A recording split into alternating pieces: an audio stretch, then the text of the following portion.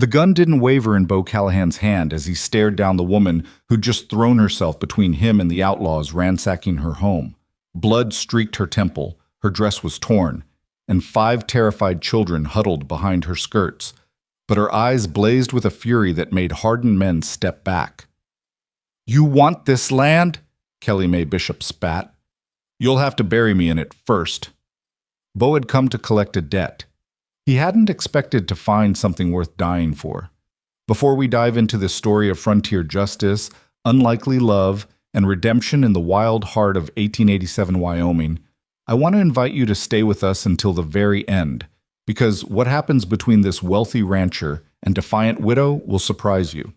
And please, drop a comment telling me what city or country you're watching from. I love seeing how far these stories travel, connecting us across the miles. Now, let's begin. The August sun beat down on Dry Creek Valley like a blacksmith's hammer on an anvil, turning the Wyoming prairie into a shimmering sea of gold and dust.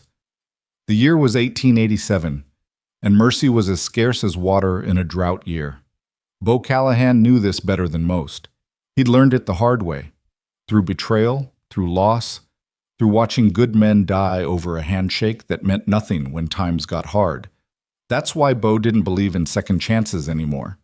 He sat tall in his saddle, a man carved from the same unforgiving stone as the Wind River Mountains behind him. At 34, Bo Callahan was the wealthiest rancher in 3 counties, with 10,000 head of cattle bearing his brand and more land than some eastern states. His shadow fell long across Wyoming territory, and when Bo Callahan came calling, even sheriffs made themselves scarce. Today, he rode with 2 purposes: collect the $800 debt owed by the late Samuel Bishop, and foreclose on the 160 acres that would complete his control of the valley's water rights. Business. Cold, clean, necessary business. Behind him rode his foreman, Jack Devereaux, a leathery Texan who'd been with Bo since the trail driving days, and 2 ranch hands, Miller and Crane. Young men hardened by frontier life. They were armed, not for violence, but because a man who traveled unarmed in Wyoming territory was a fool, and Bo Callahan was nobody's fool. "Boss," Jack said, pulling his horse alongside Bo's big roan gelding, "you sure about this? Word in town is the Bishop woman's got 5 young'uns and not a penny to her name. Been 2 months since Sam died." Bo's jaw tightened, but his eyes never left the horizon where a thin column of smoke rose from a weathered homestead. "A debt's a debt, Jack. Sam Bishop borrowed that money knowing full well what he was signing. I didn't write those terms in invisible ink."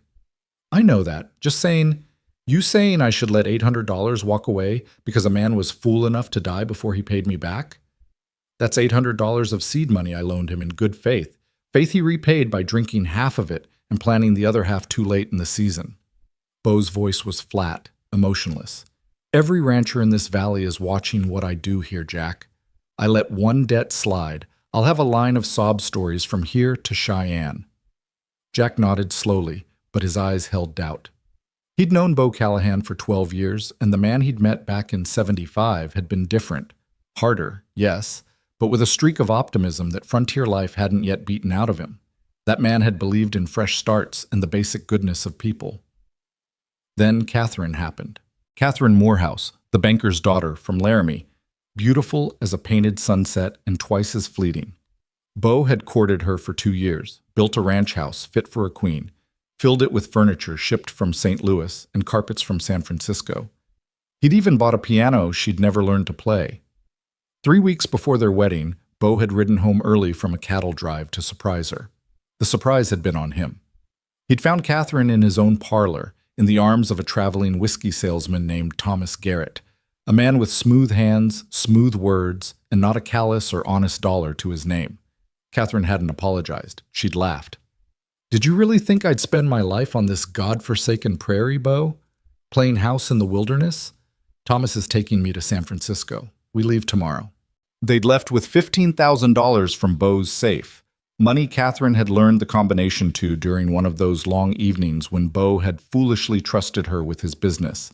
He'd tracked them as far as Denver before the trail went cold. The money was gone. Catherine was gone. And something in Bo Callahan had died that day, turned to ash and blown away across the prairie. After that, Bo stopped believing in goodness. He believed in contracts, in ledgers, in the cold clarity of numbers that didn't lie or betray. He built his empire on iron rules: pay your debts or lose your land. It made him wealthy. It made him powerful. It made him respected and deeply alone. But Bo told himself alone was better. Alone was safer. The Bishop homestead came into view as they crested a low rise. Bo's practiced eye took in the details automatically. House badly in need of paint, roof patched with mismatched boards, fences leaning like drunks after Saturday night. But the fields surprised him. Golden wheat planted late but grown thick and healthy, bent and swayed in the breeze like an inland ocean. A month from harvest, maybe less. That's decent wheat, Miller observed. Better than decent. It was. Samuel Bishop might have been a drunk and a fool, but he'd known good land when he'd claimed it. This 160 acres sat on the gentlest slope in the valley, with a spring-fed creek running through it year-round. Perfect farming land, or perfect grazing for the cattle Bo planned to run here once he owned it. As they approached, Bo noticed other details. A kitchen garden, carefully tended, thick with vegetables. Chickens scratching in a well-maintained coop, a milk cow in the barn looking fat and healthy. Clothes hanging on a line, all of them clean but worn thin and carefully patched. The place was poor, but it wasn't neglected. "Somebody's working hard here," Jack muttered. Bo didn't answer. He swung down from his saddle and handed the reins to Miller. "You boys wait here. This won't take long." He walked toward the house, his boots kicking up small clouds of dust. The front door stood open to catch the breeze, and through the entrance Bo could see a rough wooden table, mismatched chairs, and walls bare of decoration except for a single faded daguerreotype. "Mrs. Bishop," Bo called out. "It's Bo Callahan. I need a word." For a moment, nothing. Then movement in the doorway, and Bo Callahan, who prided himself on being unsurprised by anything, felt something shift in his chest. The woman who stepped into the sunlight was not what he'd expected. Kelly Mae Bishop couldn't have been more than 26 or 27, though her eyes held the weariness of someone twice that age. She was small, couldn't have weighed more than 100 pounds soaking wet, with dark hair pulled back in a braid that hung past her shoulders. Her dress was faded calico, patched at the elbows and hem, and her feet were bare, dusty from the dry earth. But it was her eyes that caught Bo off guard. Hazel green, shot through with gold, they blazed with an intensity that made him take an involuntary step back. This was not the broken, pleading widow he'd imagined. This was a woman who'd looked at hardship and spit in its eye. "Mr. Callahan," she said, her voice steady despite the way her hands clenched the doorframe. "I've been expecting you." Behind her, Bo caught movement. Children, peeking around the furniture, 5 pairs of wide eyes and thin, hungry faces. The oldest couldn't have been more than 8, the youngest still in swaddling. Bo removed his hat, old habits of frontier courtesy too ingrained to abandon even now. "Mrs. Bishop, I've come about the matter of your late husband's debt." "Samuel's debt," she corrected, and there was iron in those 2 words. "Not mine." "The debt transfers with the land, ma'am. When your husband borrowed that money, he signed over the deed as collateral. I'm sure you understand." "I understand that my husband was a fool." Kelly's voice cut through his practiced speech like a knife through butter. "I understand that he borrowed money without telling me, drank away half of it at Miller's saloon, and planted the other half so late the wheat barely made it before the first frost. I understand all of that, Mr. Callahan.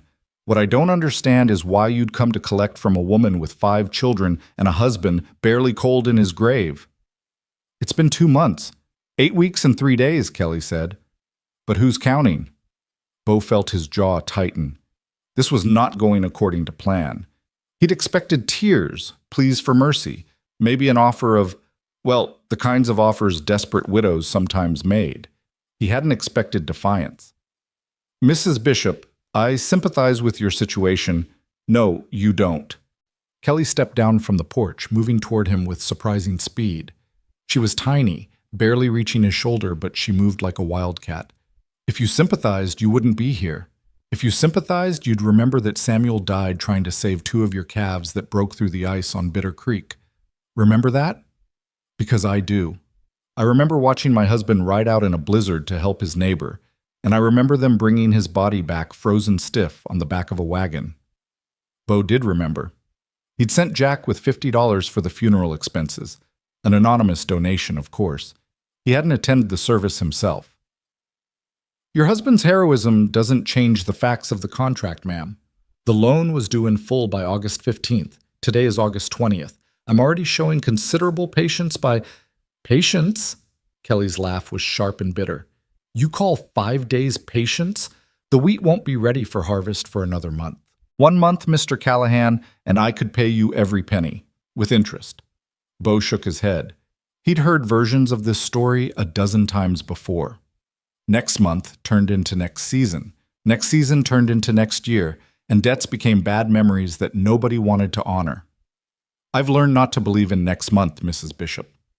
Then you've learned to be a hard man, Kelly said quietly, and something in her voice made Bo look up sharply. There was no judgment in her eyes, only a kind of sad recognition, as if she'd seen this coming all along. The world made me hard, ma'am. I'm just trying to survive in it. We all are, Mr. Callahan. Kelly gestured toward the house, where those 5 small faces still watched. But some of us don't have the luxury of becoming hard. Some of us have to stay soft enough to love the people who depend on us. For just a moment, Bo felt something crack in the careful armor he'd built around his heart. Then he forced it back down, buried it deep where it couldn't touch him. I'll give you 3 days to vacate the property, he said, his voice as cold as January wind. Take whatever personal belongings you can carry. The land, the house, and all fixtures revert to me. I'll see that you get transportation to Laramie, where you might find work.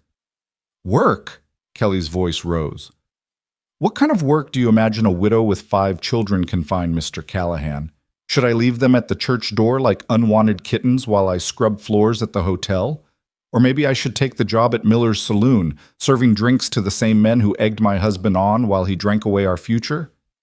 Bo's hands clenched. That's not my concern. Not your concern. Kelly repeated the words slowly, as if tasting poison. My children starving in the street is not your concern. My eldest daughter, Sarah, who's 8 years old and hasn't had a new dress in 2 years, not your concern. My son, Thomas, who's 6 and still wakes up crying for his papa, not your concern. The twins, Mary and Martha, barely 4 years old, who don't even understand why there's never enough food, not your concern. And baby James, not yet 1-year-old who never even met the father who died saving your property, not your concern. She said each child's name like a bullet, and Bo felt every one of them hit home. He'd deliberately avoided learning their names, avoided thinking of them as individual souls with faces and futures. It was easier that way. Mrs. Bishop, 7 days. Bo blinked. What? Kelly moved closer, close enough that he could see the flecks of gold in her hazel eyes, close enough to see the set of her jaw and the desperate determination in every line of her face. Give me 7 days, Mr. Callahan. 7 days to bring in the wheat harvest. I've already arranged with Thomas Pritchard at the grain elevator. He'll buy the wheat at market price and pay me in cash. 7 days, and I can pay you $400. That's half the debt. I'll sign a new note for the rest, payable after next year's harvest. You expect me to wait another year? I expect you to show the same mercy the Lord showed you when you were building your empire, Kelly shot back. Or have you forgotten those early years? When you were running cattle on borrowed money, 1 bad winter away from losing everything? Who extended your credit then, Mr. Callahan? Who believed in you when you were just another cowboy with big dreams and empty pockets? Bo's jaw worked. She'd done her research. Yes, there had been lean years, desperate years, when his entire future hung on the faith of a few businessmen who'd taken a chance on a young man with more ambition than sense. That was different, he said, but his voice lacked conviction. Was it? Kelly's eyes bored into his. You're a wealthy man now, Mr. Callahan. You have more land and cattle than you know what to do with. This 160 acres, it's everything to me. It's my children's future, their only inheritance from a father who died too young. To you, it's just another property line on a map. It's prime grazing land. It's my home, Kelly said simply, and suddenly her eyes were bright with unshed tears. But she didn't let them fall. Instead, she lifted her chin higher. 7 days is all I'm asking. Is your heart so hard that you can't give a widow 1 week to save her children from poverty? Bo opened his mouth to refuse. The word no formed on his lips. He'd built his entire post-Catherine life on refusing exactly these kinds of emotional appeals, on maintaining the cold distance that protected him from being hurt again.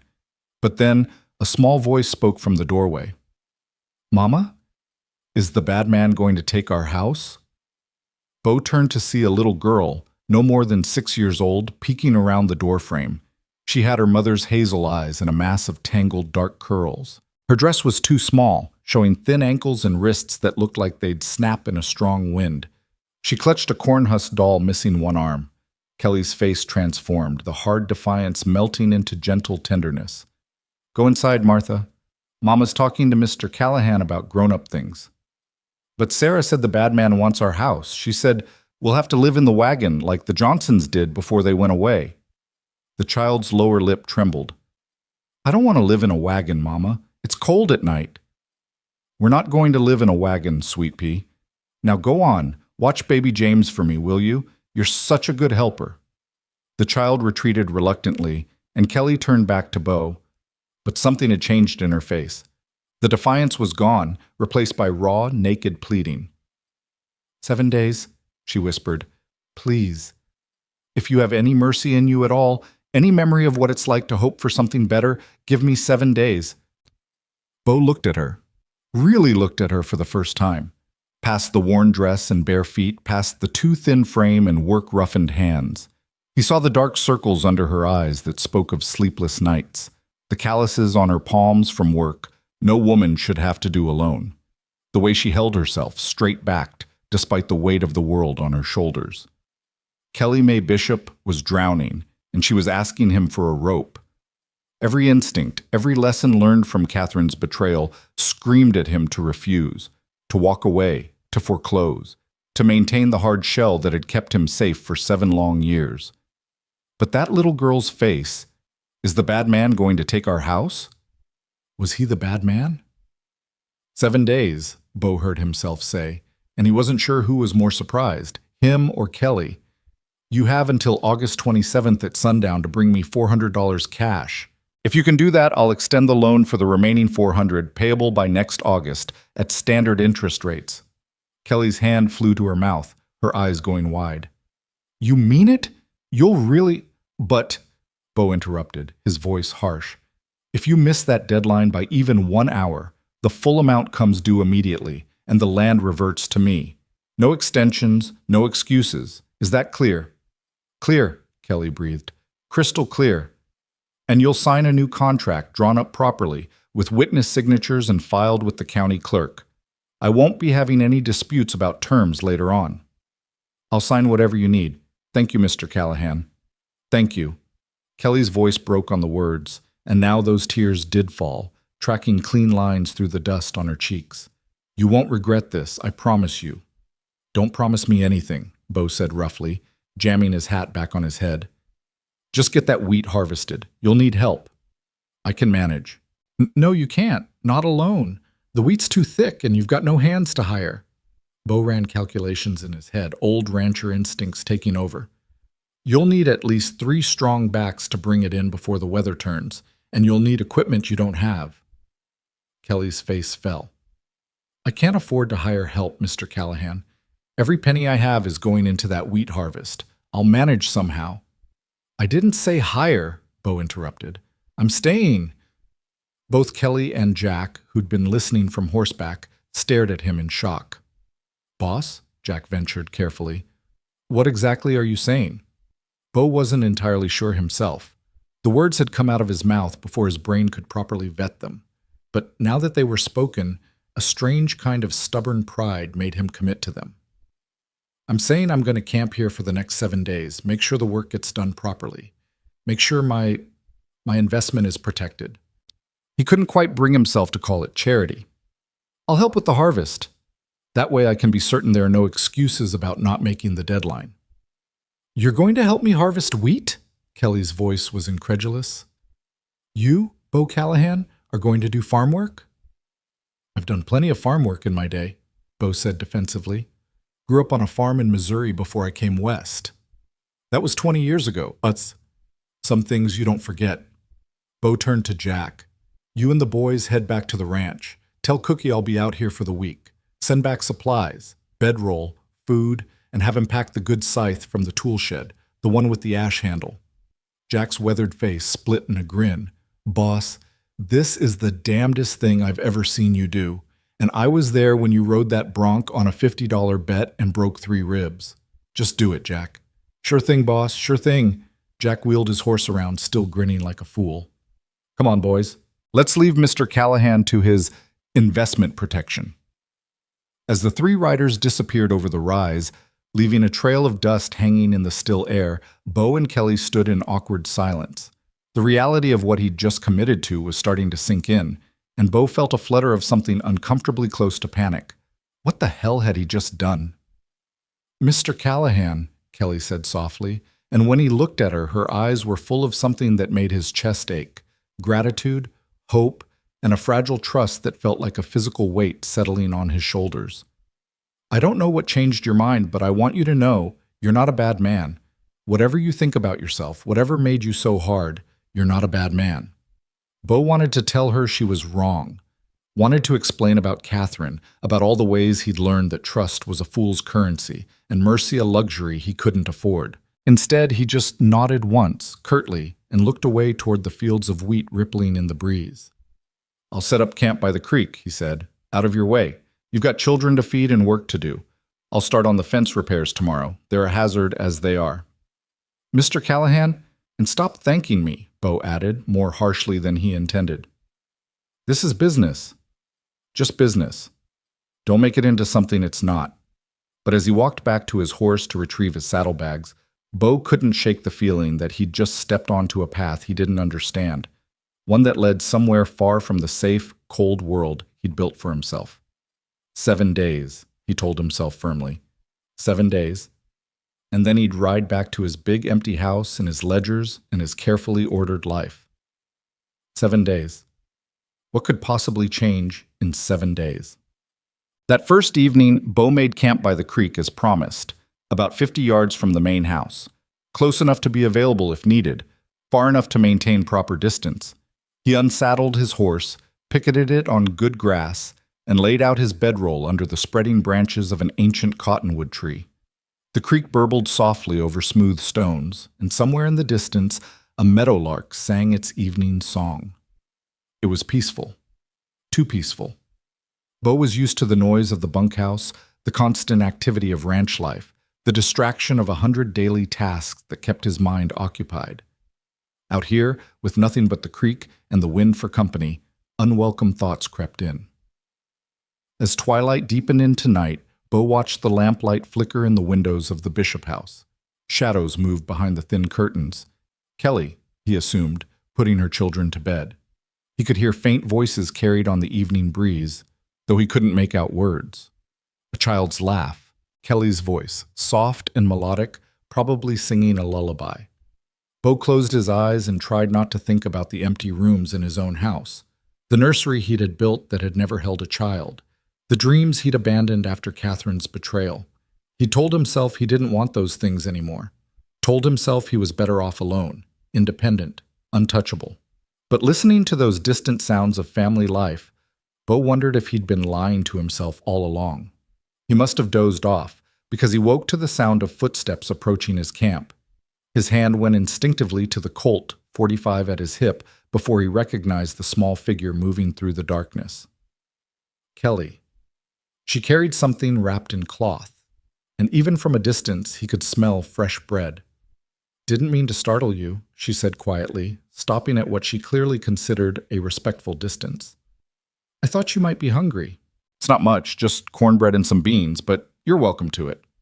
Bo sat up, automatically reaching for his hat even though he was already wearing it. Frontier manners died hard.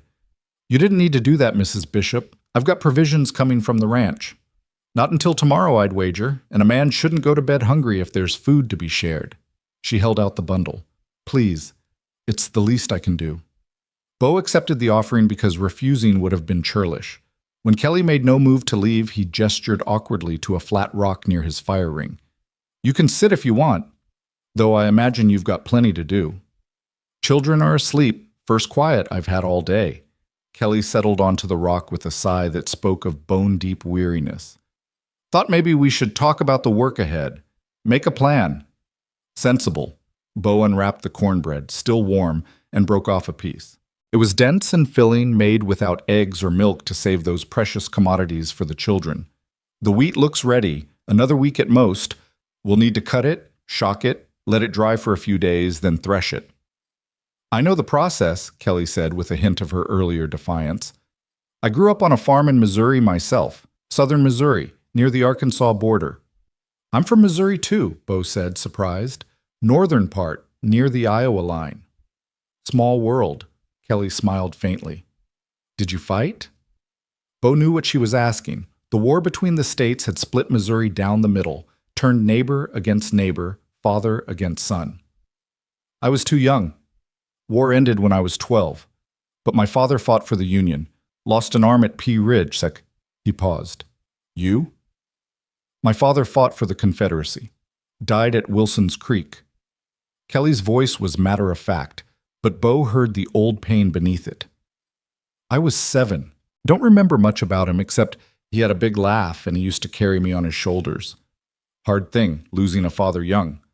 Hard thing losing anyone young, Kelly countered, but it teaches you what matters. Family, loyalty, taking care of your own. She looked at him directly. That's why I fight so hard for this land, Mr. Callahan. It's not about the money or even the property itself. It's about giving my children stability, a place to call home, something I never really had after my father died. Bo chewed his cornbread slowly, considering her words. What brought you to Wyoming? Samuel. Kelly's expression softened and saddened simultaneously. We met in St. Louis. I was working as a seamstress, and he was, well, he had dreams. Big dreams about the West, about homesteading, about building something from nothing. She laughed quietly, without humor. Samuel was always dreaming. Unfortunately, he wasn't as good at the doing part. He was a drunk, Bo said flatly. He was a man who couldn't live up to his own expectations, Kelly corrected gently.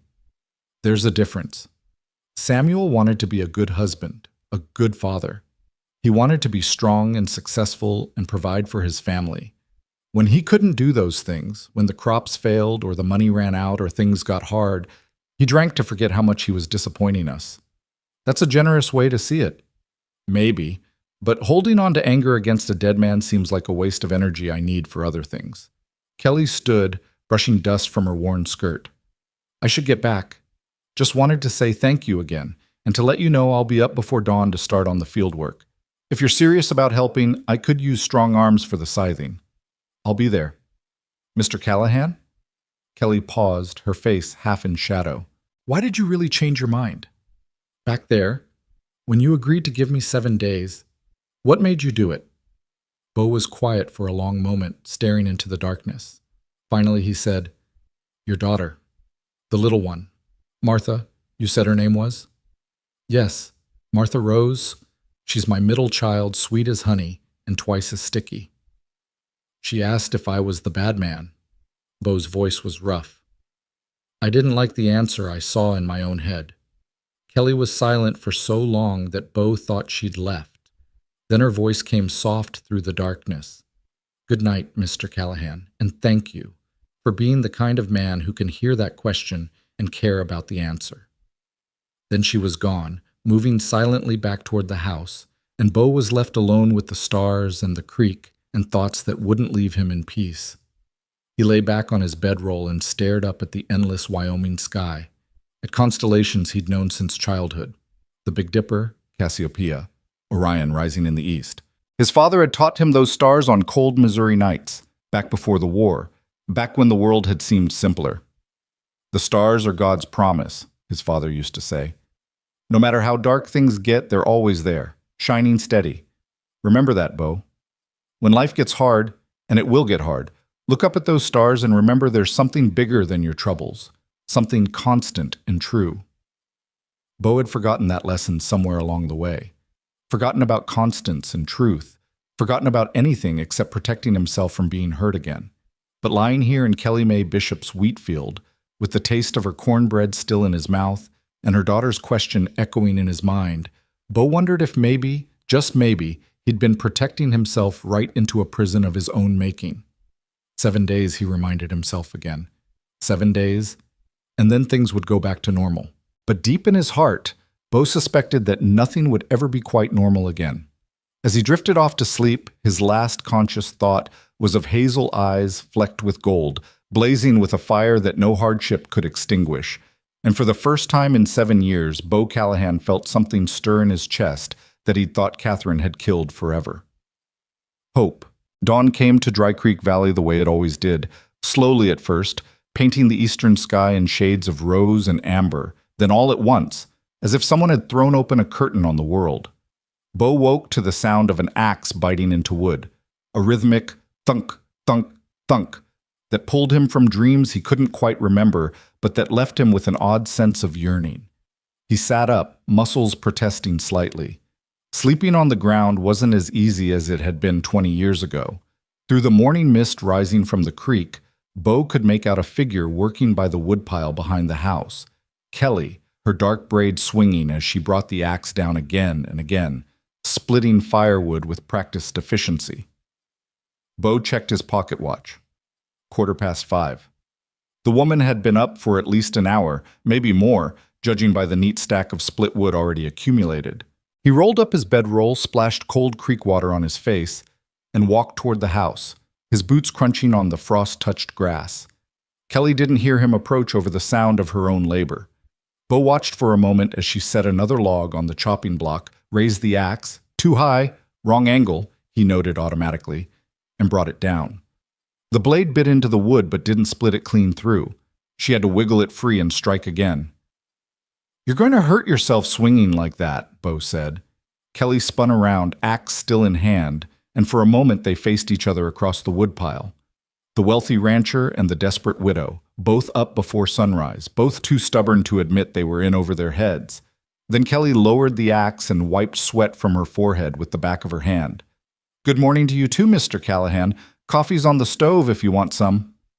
"Show me how you're holding that axe," Bo said instead. Kelly's jaw set in that stubborn line he was beginning to recognize. "I've been chopping wood for 8 years, Mr. Callahan. I think I know." "Show me." For a moment he thought she'd refuse. Then, with a barely suppressed sigh, Kelly positioned another log and demonstrated her grip and swing. Bo winced. "You're holding it too tight and swinging from the shoulders instead of using your whole body. That's why you're wearing yourself out and not getting clean splits." He held out his hand. "May I?" Kelly hesitated, then handed him the axe. Bo positioned himself, adjusted his grip, and demonstrated the proper technique. Loose hands, using the weight of the axe and the motion of his body to generate force rather than pure muscle strength. The log split cleanly with a satisfying crack. "You let the axe do the work," he explained, setting up another log. "Like this. See how I'm barely gripping it until the moment of impact? That's the secret. Tight grip wastes energy and throws off your aim." He split 3 more logs in quick succession, then handed the axe back to Kelly. "Your turn." Kelly took the axe, mimicking his grip and stance. Her first swing was tentative, but the log split more cleanly than before. Her face lit up with surprised pleasure. "That's much easier. Why didn't Samuel ever show me that?" "Maybe he didn't know. Not every man who swings an axe knows how to swing it right." Bo stepped back. "Keep practicing. I'm going to walk the wheat field, check how close it is to harvest." He started to turn away, then Kelly's voice stopped him. "Mr. Callahan, thank you. For the lesson, I mean." Bo nodded without looking back, uncomfortable with her gratitude. He wasn't here to make friends or earn thanks. He was here to protect his investment, nothing more. He kept telling himself that as he walked through the wheat field, running his hands over the golden stalks, checking the kernels for hardness, judging moisture content by feel and sight the way his father had taught him 40 years ago in Missouri. The wheat was close. 3 days, maybe 4 at most, before it would be at optimal harvest. Any longer, and they risked losing it to weather or birds or any of the 100 calamities that could befall a crop. But 3 days was enough time if they worked efficiently. Bo was doing mental calculations. How many man-hours of scything, how long to shock and dry the wheat, the logistics of getting it to the grain elevator in town, when a small voice interrupted his thoughts. "Are you really going to help Mama?" Bo turned to find a boy standing at the edge of the field, barefoot, and wearing pants that had been patched so many times they were more patched than original fabric. This must be Thomas, the 6-year-old Kelly had mentioned. He had his mother's hazel eyes and a shock of dark hair that stuck up in the back like a rooster's tail. "That's the plan," Bo said carefully. He'd never been comfortable around children. They asked too many questions and had an unnerving way of seeing through adult pretenses. "Papa used to say you were the richest man in Wyoming." Thomas squatted down and picked up a clod of dirt, examining it with the intense focus children brought to everything. "Are you really?" "One of them, I suppose." "Then why do you want our land? Don't you have enough land already?" Out of the mouths of babes, Bo thought wryly. "It's complicated." That's what grown-ups always say when they don't want to explain something. Thomas threw the dirt clod, watching it explode into dust. "Mama cried last night after she thought we were asleep. I heard her. She only cries when things are really bad." Bo felt something twist in his chest. "Your mama's strong. She'll be fine." "I know she's strong. But even strong people get tired." Thomas looked up at Bo with those disconcerting hazel eyes. "Papa used to get tired. That's why he drank the bad water that made him act funny. Mama explained it to me. She said sometimes people get so tired of being strong that they need help being strong, but they don't know how to ask for it." The kid was 6 years old and already possessed more emotional intelligence than Bo had managed to acquire in 34 years. "Your mother sounds like a wise woman." "She is. She knows everything." Thomas stood up and brushed dirt from his pants. "Are you going to marry my mama?" Bo nearly choked. "What? No, I'm just here to... Why would you ask that?" "Billy Hutchins said that when his papa died, a man came and married his mama after only 2 months. He said that's what happens when papas die. New papas come to replace them." Thomas's face was serious, considering. "I don't think I want a new papa, but Sarah says we might need one anyway, because Mama can't do everything by herself, even though she tries." Bo crouched down to the boy's level, suddenly feeling the weight of this strange conversation. "Listen to me, Thomas. I'm not here to replace your father or marry your mother. I'm here because your father owed me money, and your mother and I made an agreement about how to settle that debt. That's all. Understand?" "I guess so." Thomas didn't look entirely convinced. "But if you were going to marry Mama, I'd want you to know that she likes wildflowers, especially Indian paintbrush, and she gets scared during thunderstorms, but pretend she doesn't because she doesn't want us to be scared. And she sings when she thinks nobody's listening, and she's really good at it even though she says she's not." "Thomas!" Kelly's voice cut across the field. "Leave Mr. Callahan alone and come help your sisters with the chickens." "Yes, Mama." Thomas scampered off, leaving Bo crouched in the wheat field, mind reeling from one of the strangest conversations he'd ever had. She likes wildflowers. She's scared of thunderstorms. She sings when she thinks nobody's listening. Bo shook his head firmly. He didn't need to know these things, didn't want to know them. Knowing them made Kelly Bishop into a person with depth and complexity rather than just a name in a ledger. He stood up, brushed off his pants, and headed back toward the house. Jack and the boys would be arriving soon with supplies, and they had work to do. Real work. Physical work that would keep his mind occupied and away from dangerous territory like wildflowers and singing widows. But as he walked through the golden wheat, Bo couldn't quite shake the image Thomas had painted. Kelly crying silently in the dark after her children were asleep, bearing her burdens alone because she had to be strong for everyone else. Bo knew something about that kind of loneliness. He'd been living it for 7 years. By mid-morning, Jack had arrived with supplies, bedroll, provisions, tools, and the good scythe Bo had requested. The foreman took one look at Bo's face and wisely kept his observations to himself, though his eyes gleamed with suppressed amusement. "Anything else you need, boss?" Jack asked, unloading a sack of coffee beans. "No, head back to the ranch. Check on the north pasture. Those heifers should be ready to move to fresh grass." Bo paused. "And Jack? Not a word about this to anyone. Understand? About you playing farmer for a week? Wouldn't dream of mentioning it, boss. Jack's grin belied his words. Though I expect Cookie's going to have questions when I tell him where you are. Tell Cookie to mind his own business. Sure thing. Jack mounted his horse, then looked back with unusual seriousness. Boss? For what it's worth, I think you're doing the right thing here. Before Bo could respond, Jack had spurred his horse into a trot, leaving Bo alone with his uncomfortable thoughts and a sigh that suddenly seemed to weigh more than it should. The rest of that first day established a pattern that would hold for the next several days. Bo worked on fence repairs while Kelly continued her endless round of chores, cooking, cleaning, tending the garden, caring for the children, managing the animals. They moved around each other like cautious dancers, polite but distant, each hyper-aware of the other's presence. But small things kept happening that eroded that careful distance. On the second morning, Bo found a plate of biscuits waiting by his campsite, still warm from the oven. That afternoon, when he hammered his thumb while fixing a fence post, Kelly appeared with a tin of salve and clean bandages, her touch gentle and efficient as she wrapped his injury. You should be more careful, she said. I'm out of practice, Bo admitted, flexing his thumb. Been a while since I did this kind of work myself. The privilege of wealth, Kelly observed, but there was no bitterness in her tone, just a statement of fact. The isolation of wealth, Bo corrected without thinking.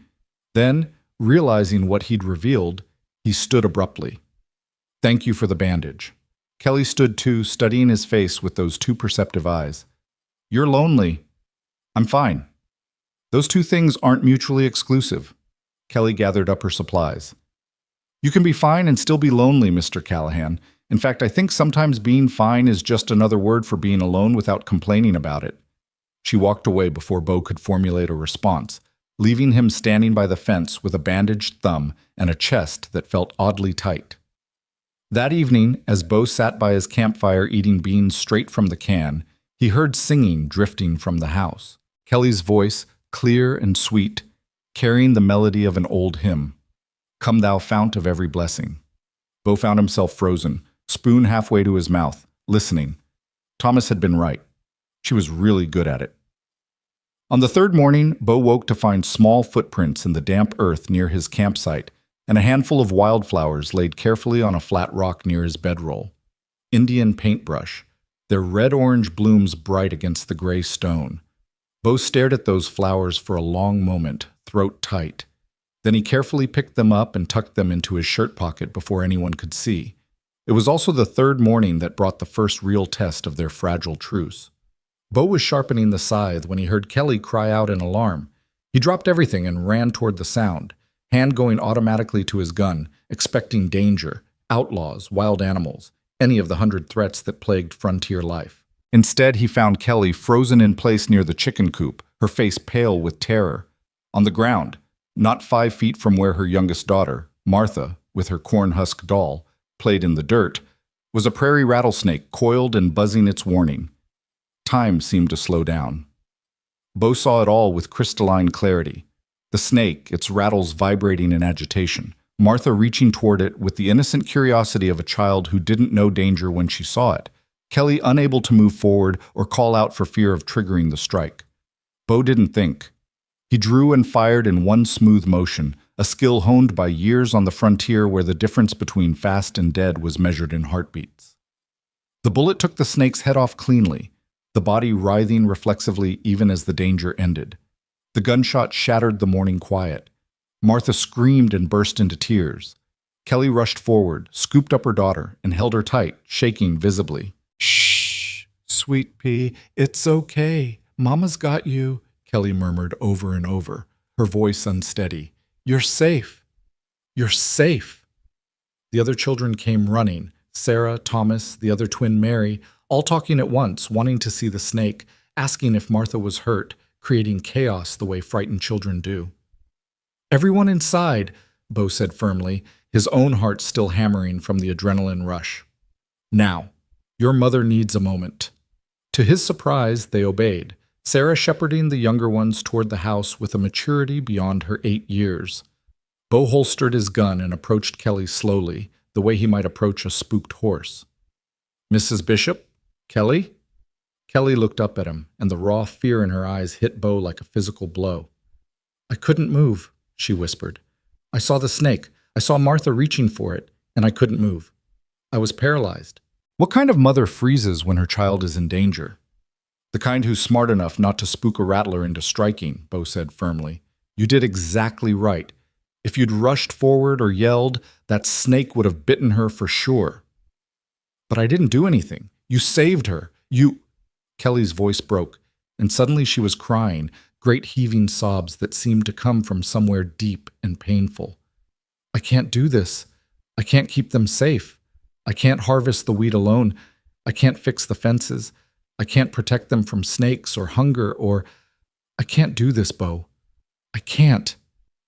It was the first time she'd used his given name, and hearing it broke something loose in Bo's carefully constructed walls.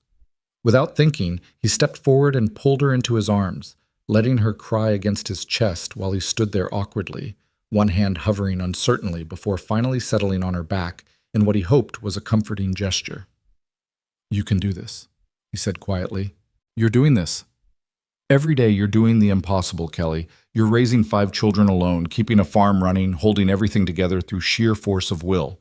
The fact that you can't do everything perfectly doesn't mean you're failing. It means you're human.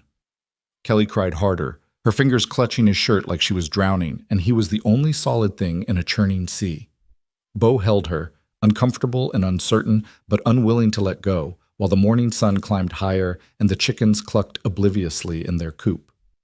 When Kelly finally pulled away, her face was blotchy and her eyes were red, and she looked mortally embarrassed. I'm sorry, I don't usually... I try not to. Don't apologize, Bo said gruffly. He pulled out his bandana and offered it to her. You're entitled to a moment of fear. God knows you've earned it. Kelly took the bandana and wiped her face. Your shirt is all wet. It'll dry. They stood there in awkward silence for a moment. Then Kelly took a shaky breath and straightened her shoulders, and Bo watched in real time as she rebuilt the walls she'd let down, brick by brick, until she was once again the strong, defiant widow who faced the world without flinching. I should deal with that snake, Kelly said. The meat's good eating if you know how to prepare it. I'll do it, Bo offered. You check on your daughter. Mr. Callahan, Bo... Kelly met his eyes directly. Thank you for being here, for... She gestured helplessly, encompassing the dead snake, the fence repairs, the reprieve on the debt, maybe even the awkward comfort of a few moments ago. For all of it. Bo nodded, not trusting himself to speak. He watched her walk back to the house, her spine straight despite the tremor he could still see in her hands, and felt something shift fundamentally in his chest. This wasn't about the debt anymore. Maybe it never had been. That afternoon, while Kelly was occupied with the children, Bo walked to the creek with a shovel. He dug carefully, looking for the right spot, and found what he was seeking, a patch of wild roses growing along the bank, their pink blooms bright against the green. He dug up 3 of the bushes, careful to keep the root balls intact, and replanted them in the bare dirt near Kelly's front porch, where she'd see them every morning when she came out. It was a small thing, probably a stupid thing. Bo had never been good at gestures like this. Catherine had always complained that he was too practical, too focused on the tangible and immediate to understand romance. But Kelly wasn't Catherine. Kelly was a woman who split her own firewood and faced down rattlesnakes and raised 5 children on determination and stubborn hope. Kelly didn't need grand gestures or expensive gifts. She needed someone to see her, to acknowledge the weight she carried, to remind her that she wasn't completely alone. Bo hoped Wild Roses would say what he couldn't find words for. He was covering the last transplant with soil when a shadow fell across him. Bo looked up to find Thomas standing there, watching with those 2 wise eyes. Those are for Mama, aren't you? The boy asked. They're just bushes. Needed something to fill this empty spot. Thomas smiled, a knowing expression that looked strange on such a young face. Mama's going to like them. She always stops to smell the flowers when we walk by the creek. Yeah, well, don't make a big deal about it. I won't. Thomas paused. Mr. Callahan? I'm glad you shot that snake. I was scared it was going to bite Martha. That's what men do, Bo said, still focused on packing soil around the rose bushes. We protect the people who can't protect themselves. Is that why you're helping us? Because we can't protect ourselves? Bo sat back on his heels, considering the question. I'm helping because it's the right thing to do. Papa used to say that the right thing and the easy thing are hardly ever the same thing. Your father was correct about that, at least. Did you know my papa? Thomas asked suddenly, before he died? Not well. He came to me for a loan, and I gave it to him. That was the extent of our acquaintance. Was he? Thomas hesitated, and Bo realized the boy was building up to something difficult. Was he a bad man? Bo looked at Thomas carefully, seeing the real question beneath the words. This boy had heard things, had probably heard his father called a drunk, a fool, a failure. He was asking if those labels made his father someone not worth remembering, not worth loving. Your father made some poor choices, Bo said slowly, choosing his words carefully. But poor choices don't make a man bad. They make him human. And from what I understand, your father died trying to save my cattle in a blizzard. That was the act of a brave man, Thomas. Whatever else he was brave when it counted. Thomas's eyes brightened with unshed tears. Thank you for saying that. It's the truth. The boy nodded, then ran off to join his sisters, leaving Bo alone with the transplanted roses and a strange ache in his chest. He finished packing the soil, gave the bushes a good watering from the creek, and stepped back to survey his work. They looked pitiful, honestly. 3 scraggly rose bushes in bare dirt. Probably half of them wouldn't survive the transplant shock. But they were alive, and they would bloom, and maybe that was enough. That evening brought a summer thunderstorm, the kind that rolled across the plains like divine artillery, all flash and crash and torrential rain. Bo retreated to the sheltered overhang of the barn, watching the lightning paint the sky in shades of white and purple, counting the seconds between flash and thunder to judge the storm's distance. A crash of thunder louder than the others made Bo flinch despite himself. In the following silence, he heard something else, a child crying. He looked toward the house and saw a lamp lit in one window, shadows moving behind the thin curtains. Bo told himself it was none of his business. The children were scared of the storm, and Kelly was handling it. He should stay here, stay out of the way, maintain the distance he'd carefully constructed. But Thomas's words echoed in his mind. She gets scared during thunderstorms, but pretends she doesn't, because she doesn't want us to be scared. Before he could talk himself out of it, Bo was jogging through the rain toward the house. He knocked once, then let himself in, not waiting for an invitation because waiting seemed foolish when he was already soaked through. The scene inside stopped him in his tracks. All 5 children were gathered around Kelly on the floor, the youngest, baby James, crying in her arms while the others clung to her skirts. Kelly herself was pale, her lips moving in what looked like silent prayer, or perhaps just counting between thunderclaps, but she was singing, voice slightly unsteady but determined, a children's song about sunshine and rainbows. She looked up when Bo entered, surprise and something else. Relief? Embarrassment? Flashing across her face. Mr. Callahan, I didn't realize you were... The children are just a bit frightened of the storm. Another crash of thunder, close enough to rattle the windows. Kelly flinched involuntarily, and Bo saw her hold the children tighter. Storms are scary, Bo said matter-of-factly, addressing the children rather than Kelly. Nothing wrong with being scared of something that can hurt you. That's just good sense. Papa said brave people aren't scared of anything, Sarah, the eldest, said quietly. Your papa was wrong about that, Bo replied, and saw Kelly's eyes widen slightly. Bravery isn't about not being scared. It's about being scared and doing what needs to be done anyway. Your mother is one of the bravest people I know, and I guarantee you she's scared of storms. Is that true, Mama? Martha asked. Are you scared? Kelly hesitated, then nodded slowly. Yes, Sweet Pea. I'm scared of storms. They're loud and unpredictable, and I don't like not being able to control them. But you always tell us everything's going to be okay, Thomas said, sounding confused. Because it will be. Being scared doesn't change that.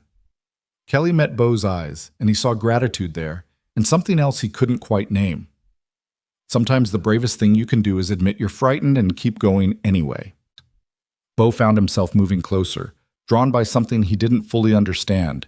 He settled onto the floor, awkwardly, his long legs folding uncomfortably, and found himself surrounded by children. Martha immediately climbed into his lap without asking permission, her corn-husk doll clutched in one small fist. "Tell us a story, Mr. Callahan," she demanded. "A story about storms." Bo looked helplessly at Kelly, who smiled slightly, the first real smile he'd seen from her in days. "Yes, Mr. Callahan," Kelly said, her eyes dancing despite the fear still visible in their depths. "Tell us a story about storms." So Bo, who hadn't told a story in more years than he could count, found himself talking about a cattle drive he'd been on in '76, when a thunderstorm had spooked the herd and caused a stampede. He told them about the chaos and the danger, but also about how the cowboys had worked together to turn the herd, about the camaraderie and the triumph when they'd finally gotten the cattle under control. He found himself embellishing details, adding dramatic pauses, doing different voices for different characters, things he'd never done before, didn't even know he could do. The children listened with rapt attention, even baby James growing quiet and drowsy in Kelly's arms. By the time Bo finished the story, the storm had passed, rumbling away toward the eastern horizon. The children's fear had been replaced by heavy-lidded sleepiness. "All right, little ones," Kelly said softly. "Time for bed. Thank Mr. Callahan for the story." A chorus of sleepy thank yous filled the room as Kelly shepherded the children toward their beds. All in one room, Bo noticed, probably so they could share body heat during the cold Wyoming winters. Sarah, the oldest, helped with the younger ones, showing that same startling maturity he'd noticed before. Bo stood awkwardly, suddenly aware that he was dripping water all over Kelly's floor, that he'd inserted himself into her family's private moment without real invitation. "I should go. I'm making a mess." "Stay," Kelly said quietly. She'd settled baby James in a cradle near the far wall and was returning to the main room. "Please, just for a few minutes. The rain's still falling, and I'd like to thank you properly." "You don't need to thank me for anything." "I do, though." Kelly moved to the stove and poured 2 cups of coffee from the pot that always seemed to be brewing. She handed one to Bo, and their fingers brushed briefly, a point of warmth in the cool evening air. "You didn't have to come check on us during the storm. You didn't have to tell the children that story, or admit that brave people can be scared too.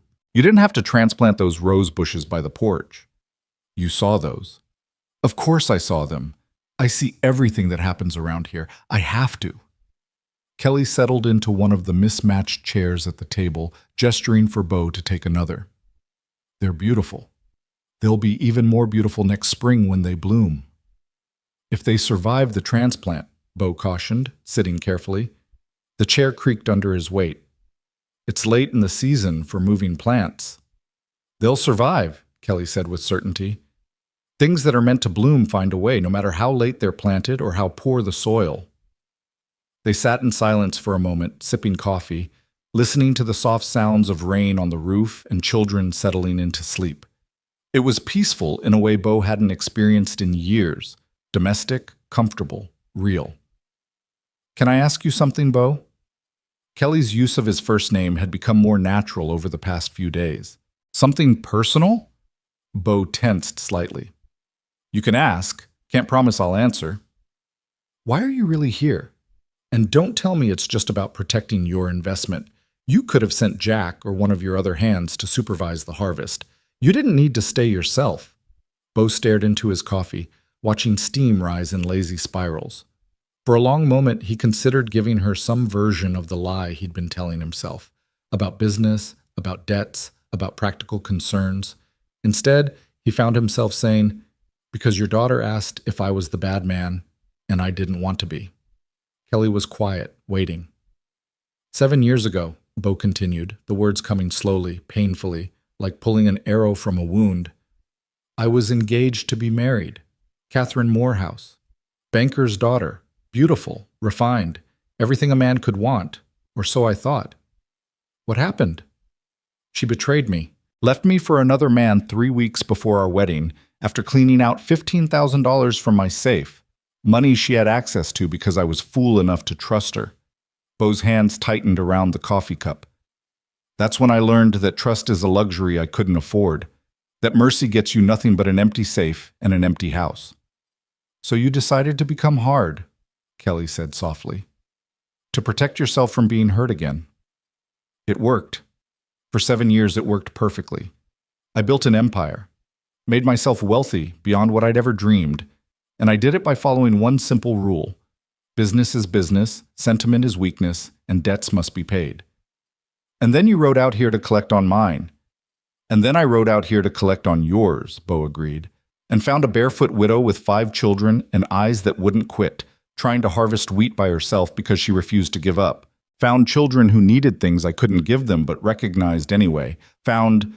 He stopped, unable to finish. Found what? Kelly prompted gently. Bo looked up and met her eyes directly. Found something that made me question whether I'd been protecting myself all these years or just building a very comfortable prison. Kelly reached across the table and placed her hand over his. Her palm was rough with calluses, her fingers work-worn and strong, and Bo found himself turning his hand over to clasp hers properly. Thank you, Kelly said, for telling me, for trusting me with that. Don't thank me yet. I'm still the man who came to take your land. That hasn't changed. Hasn't it? Kelly squeezed his hand gently. Because the man who came to take my land wouldn't have given me 7 days. He wouldn't have transplanted roses, or fixed my fences, or told my children stories during a thunderstorm. That man died somewhere between arriving here and now. You just haven't admitted it yet. Bo pulled his hand back, suddenly frightened by how much he wanted to believe her. The debt's still due in 4 days. That hasn't changed either. I know, and I'll pay it. Kelly stood, gathering the coffee cups. I will pay it, Bo. I promise you that. I believe you. And surprisingly, he did. Bo stood to leave, but Kelly's voice stopped him at the door. Bo, one more thing. He turned back. When this is over, when the debt is paid and you ride back to your ranch, I want you to remember something. You're not the bad man. You never were. You're just a man who got hurt and learned the wrong lessons from it. But it's not too late to learn different ones. Bo didn't trust himself to respond.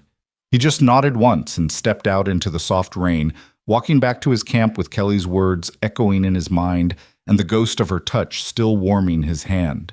That night, lying in his bedroll and listening to the creek murmur its ancient song, Bo admitted something to himself that he'd been denying for days.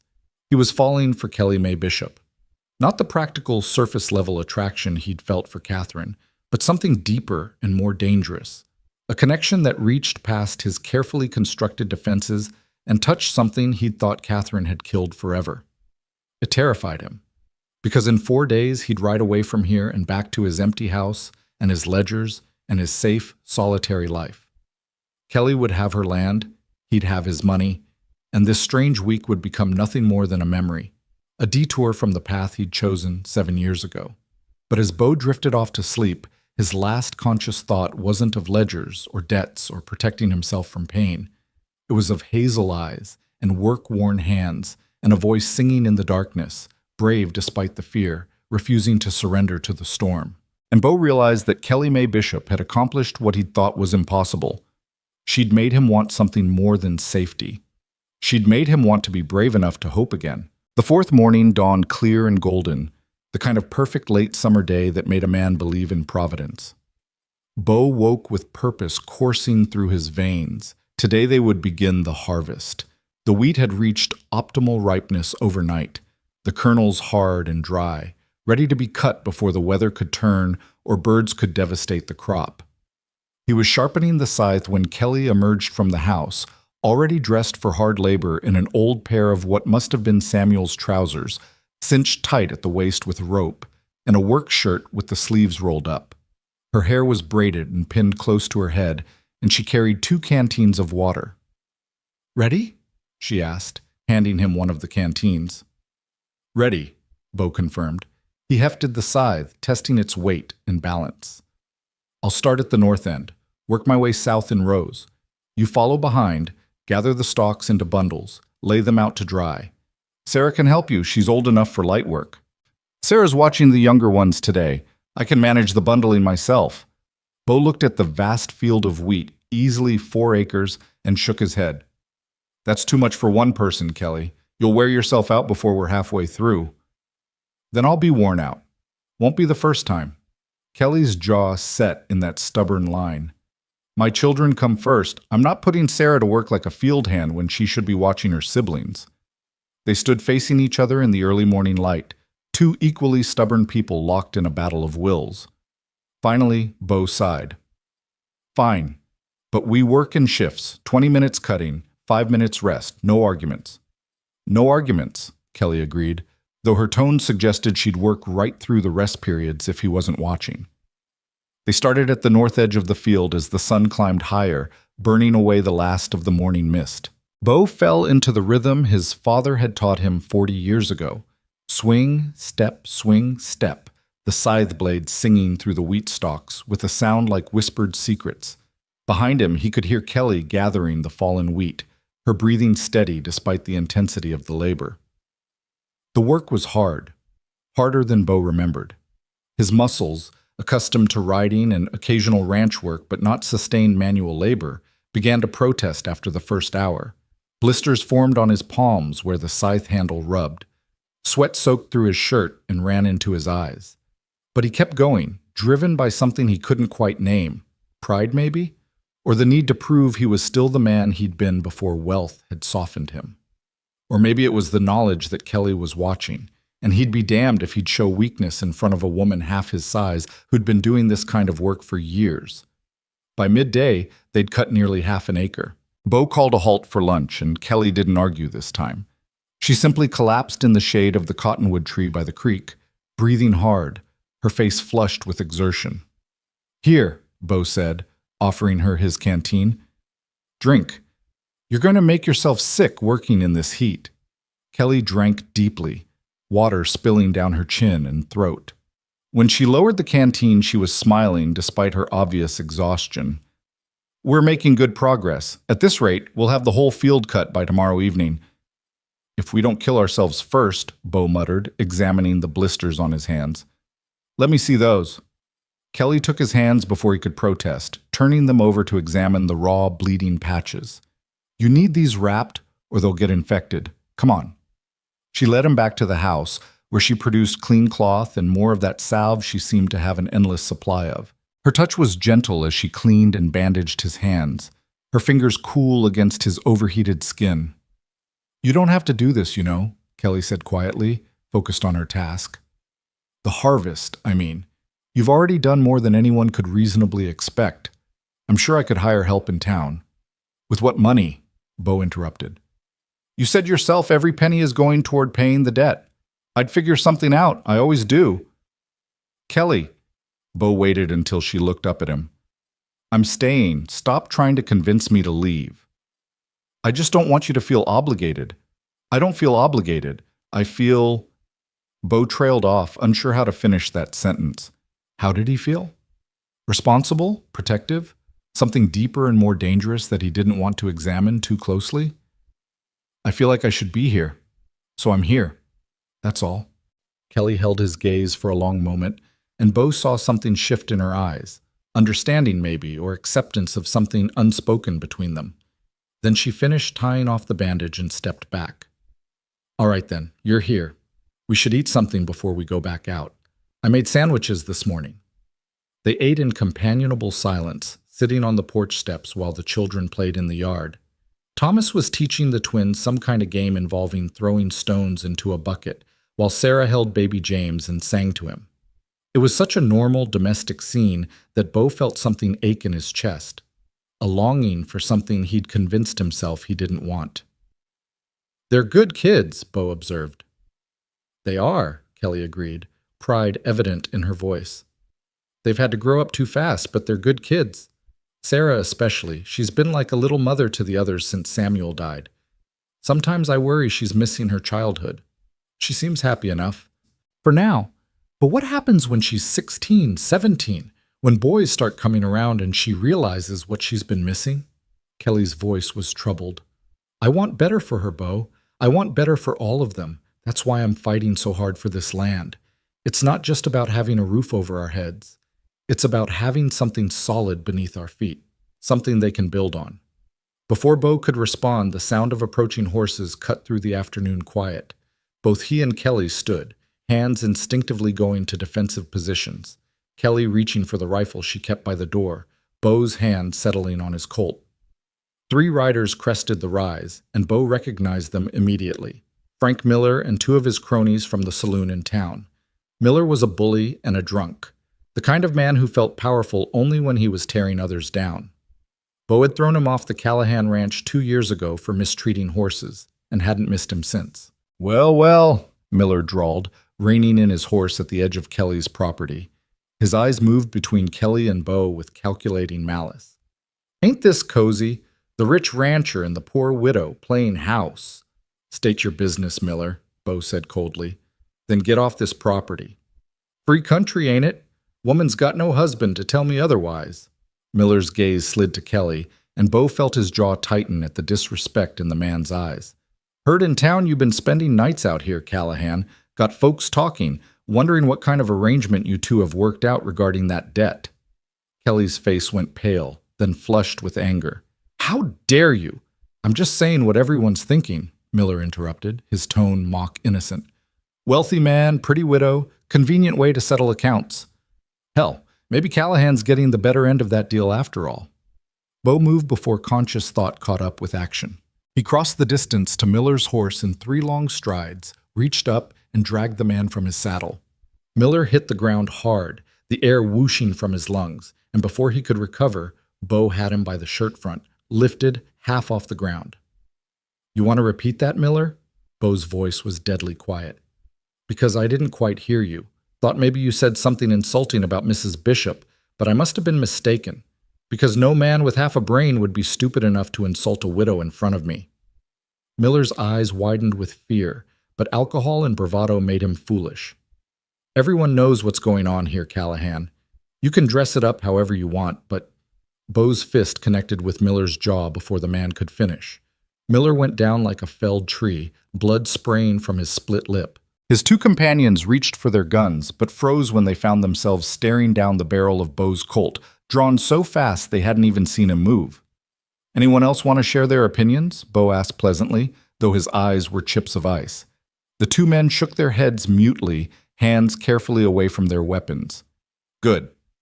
Now you're going to pick up your friend here, get on your horses, and ride back to town. And on the way, you're going to think real hard about the difference between what you think you know and what you can prove.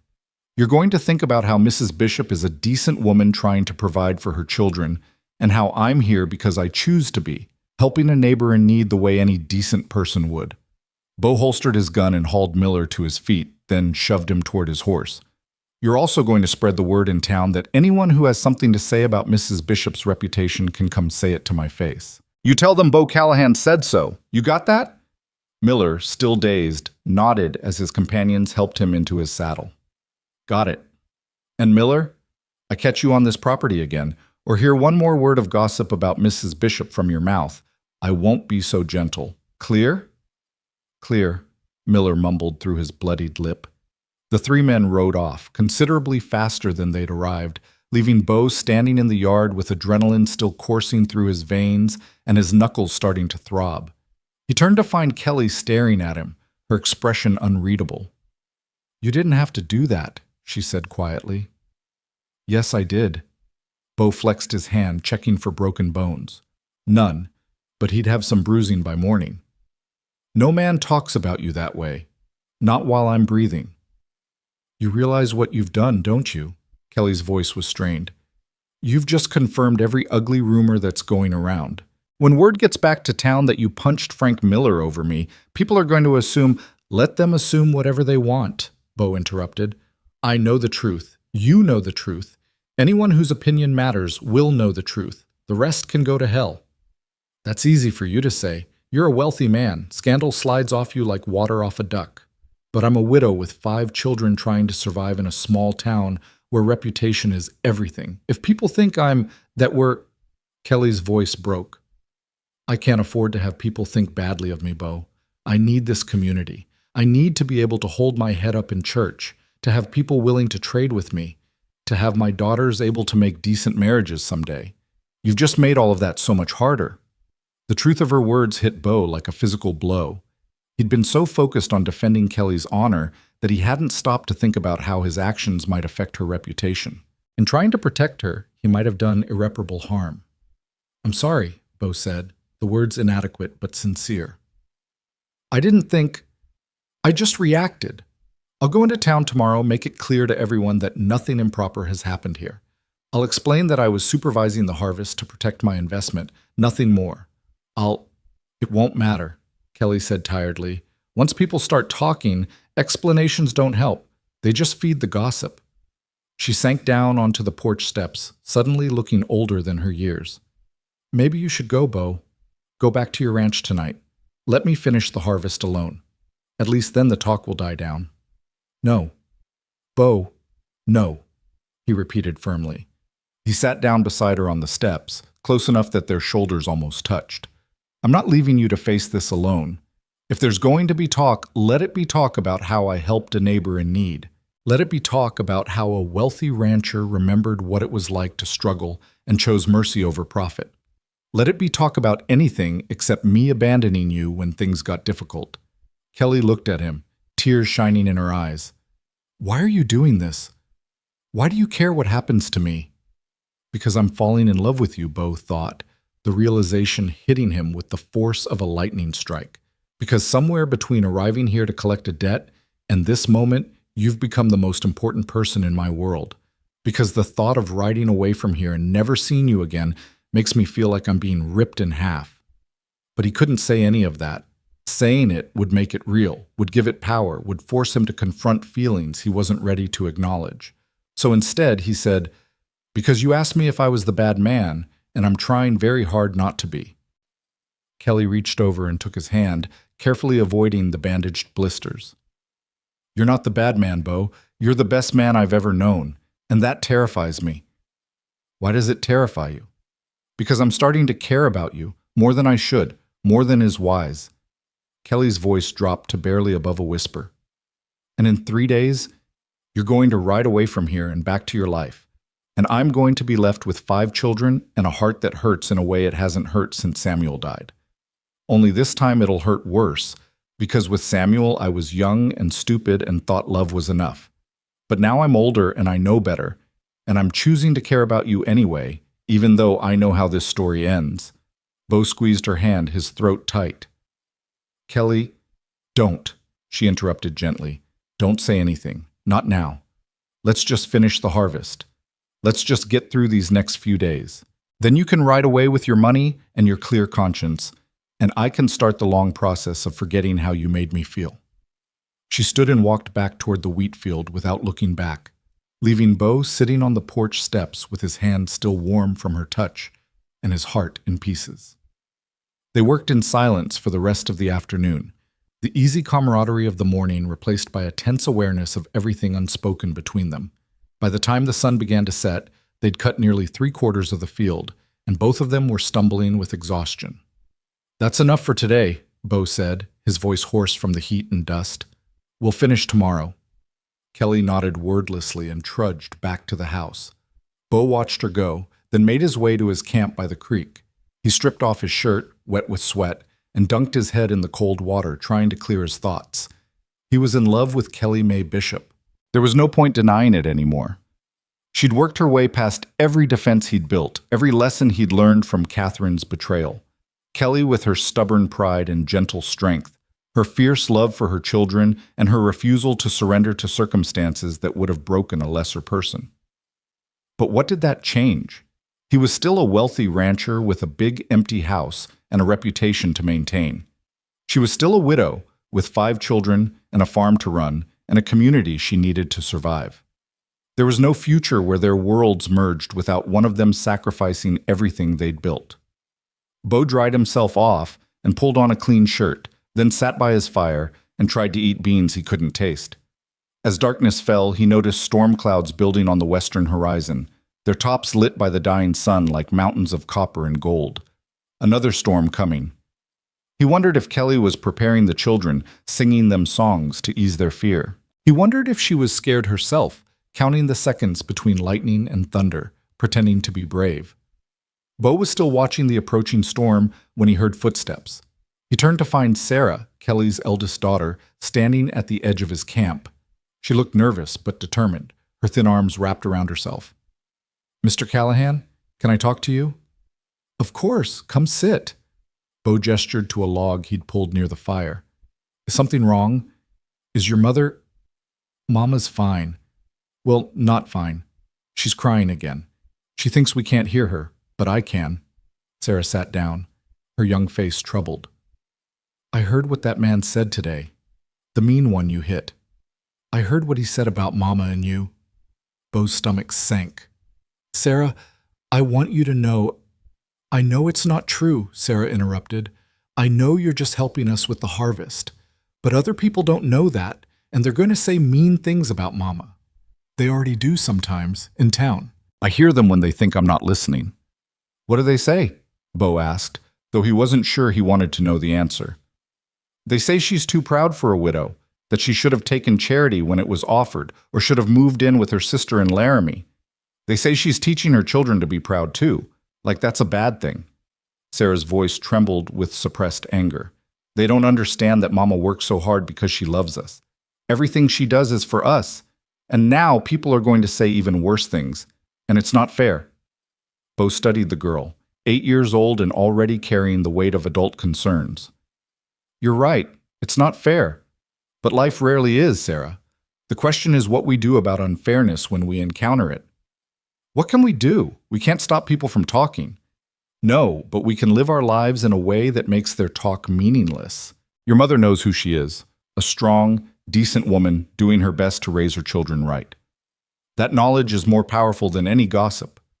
Bo paused, choosing his words carefully. And I can make sure everyone in town knows that nothing improper has happened here, that I was simply helping a neighbor in need. Will they believe you? The ones who matter will, the ones who don't. Bo shrugged. Their opinions aren't worth your mother's worry. Sarah was quiet for a moment, staring into the fire. Then she asked, Do you love my mama, Mr. Callahan? Bo felt like he'd been punched. Sarah, it's okay if you do. I think I'd like it if you did. Sarah looked at him with eyes far too old for her face. Mama's been sad for a long time. Even before Papa died, she was sad. Papa wasn't always nice to her, especially when he drank the bad water. But you're nice to her. You look at her like she matters. She does matter, Bo said quietly. Very much. Then why are you going to leave? The question hung in the air between them, unanswerable because Bo didn't have a good answer. Why was he planning to leave? Because it was safe? Because staying would require him to change everything about the life he'd built? Because loving Kelly meant risking the kind of pain he'd sworn never to feel again? It's complicated, Sarah. That's what grown-ups always say when they're making things harder than they need to be. Sarah stood up, brushing dirt from her worn dress. I should get back. Just wanted you to know that if you decide to stay, if you decide you want to be part of our family, that would be okay with me. I think it would be okay with all of us. She walked away before Bo could respond, leaving him staring into the fire with his heart in turmoil and his carefully ordered world crumbling around him. The storm hit around midnight, and it was fierce. Bo lay in his bedroll under the barn's overhang, listening to thunder that sounded like the end of the world and watching lightning that turned night into stuttering day. The wind howled across the prairie, tearing at anything not secured, and rain fell in sheets so thick Bo couldn't see the house through it. Then he heard it, a loud crack followed by a crash. Something had fallen. Something big. Bo grabbed his hat and coat and ran toward the sound, squinting through the rain. As lightning flashed, he saw what had happened. A section of the barn roof had torn loose, the old boards and shingles no match for the wind. The horses inside were screaming in panic, and Bo could see Kelly's milk cow trying to break free from her stall. He didn't hesitate. Bo ran into the barn, immediately soaked from the rain pouring through the damaged roof. The animals were in a panic, eyes rolling white, hooves striking at anything nearby. Bo started with the cow, talking to her in low, soothing tones as he unlatched the stall and guided her out toward the back door that opened into a paddock. The horses were more difficult. They were terrified, rearing and kicking, but Bo had handled spooked horses before. He approached each one carefully, voice steady despite the chaos around him, and led them one by one to safety. He was releasing the last horse when Kelly appeared in the barn entrance, soaked through and breathing hard. "Bo, what are you?" Roof's damaged, Bo shouted over the storm. Had to get the animals out. We need to secure that section before the whole thing collapses. Kelly nodded and ran back toward the house, returning moments later with rope and a hammer. Together they worked in the driving rain, securing the loose boards as best they could, Bo on the roof hammering nails, while Kelly held the rope to pull the damaged section back into place. It was dangerous work. The roof was slick with rain, the wind threatened to tear them off with every gust, and lightning struck close enough that Bo felt the hair on his arms stand on end. But they kept working, kept fighting the storm, until finally they'd secured the worst of the damage well enough to last until morning. Bo climbed down from the roof, his hands bleeding through the bandages, his body aching from exertion and cold. Kelly looked up at him, rain streaming down her face, and suddenly she was laughing, wild, almost hysterical laughter that was part relief and part sheer exhaustion. "What?" Bo asked, bewildered. "You're on my roof in the middle of a thunderstorm, bleeding all over yourself, covered in mud and rain, and you look absolutely miserable." Kelly gasped between bursts of laughter. "This is your idea of protecting your investment?" Despite everything, the pain, the exhaustion, the fear, Bo found himself laughing too. "I've made some questionable business decisions in my time, but this might be the worst." They stood there in the storm, laughing like lunatics, until Kelly suddenly wasn't laughing anymore. She was staring at Bo with an expression he couldn't read, and then she was moving toward him, and then Kelly kissed him. It wasn't tentative or questioning. It was fierce and desperate and full of all the things they'd been too afraid to say. Her hands fisted in his wet shirt, pulling him closer, and Bo's arms came around her automatically, holding her tight against him as the storm raged around them. When they finally pulled apart, both breathing hard, Kelly whispered, "Don't leave. Please, Bo. Don't leave." "Kelly, I know all the reasons why you should.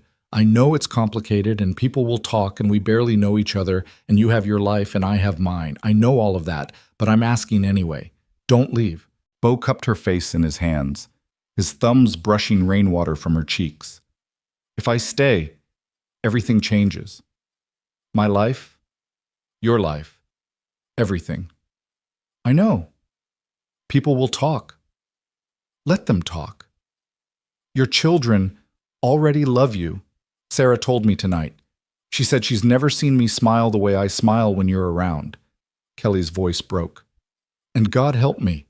I love you too. I know it's too soon and too fast, and I'm probably making the biggest mistake of my life, but I love you, Bo Callahan. I love your kindness disguised as gruffness, and your strength that you use to protect instead of dominate, and the way you transplanted roses because you knew I liked flowers but couldn't tell me directly. I love that you're terrified of being hurt again, but you're here anyway.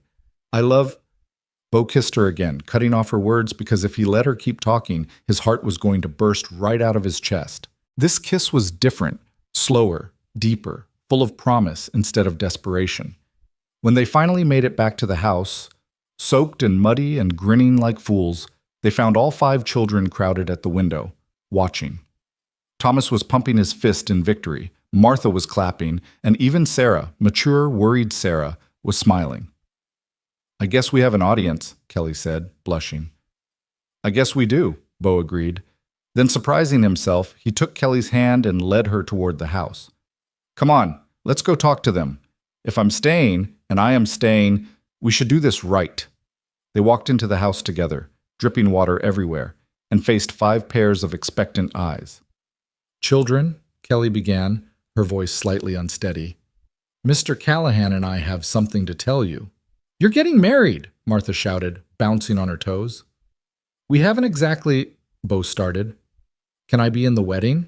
Mary interrupted. "Me too," Martha added. "Does this mean we get to call you Papa?" Thomas asked, his voice small and hopeful. Sarah just smiled, that knowing 2-adult smile that said she'd seen this coming all along. Bo looked at Kelly helplessly, and she looked back at him with laughter and love and exasperation all mixed together in her beautiful face. Then she shrugged as if to say, "Well, are we getting married?" And Bo, who'd sworn never to trust anyone again, who'd spent 7 years building walls around his heart, who'd thought he'd learned the lessons love had to teach him, found himself getting down on one knee in the middle of Kelly's kitchen, covered in mud and blood and rain, with 5 children watching and his heart pounding so hard he thought it might break through his ribs. "Kelly May Bishop," he said, his voice rough with emotion, "I didn't come here looking for this. I came here to collect a debt. But somewhere between that first day and now, you've given me something far more valuable than money. You've given me hope. You've reminded me what it means to be brave, to fight for what matters, to put love before safety.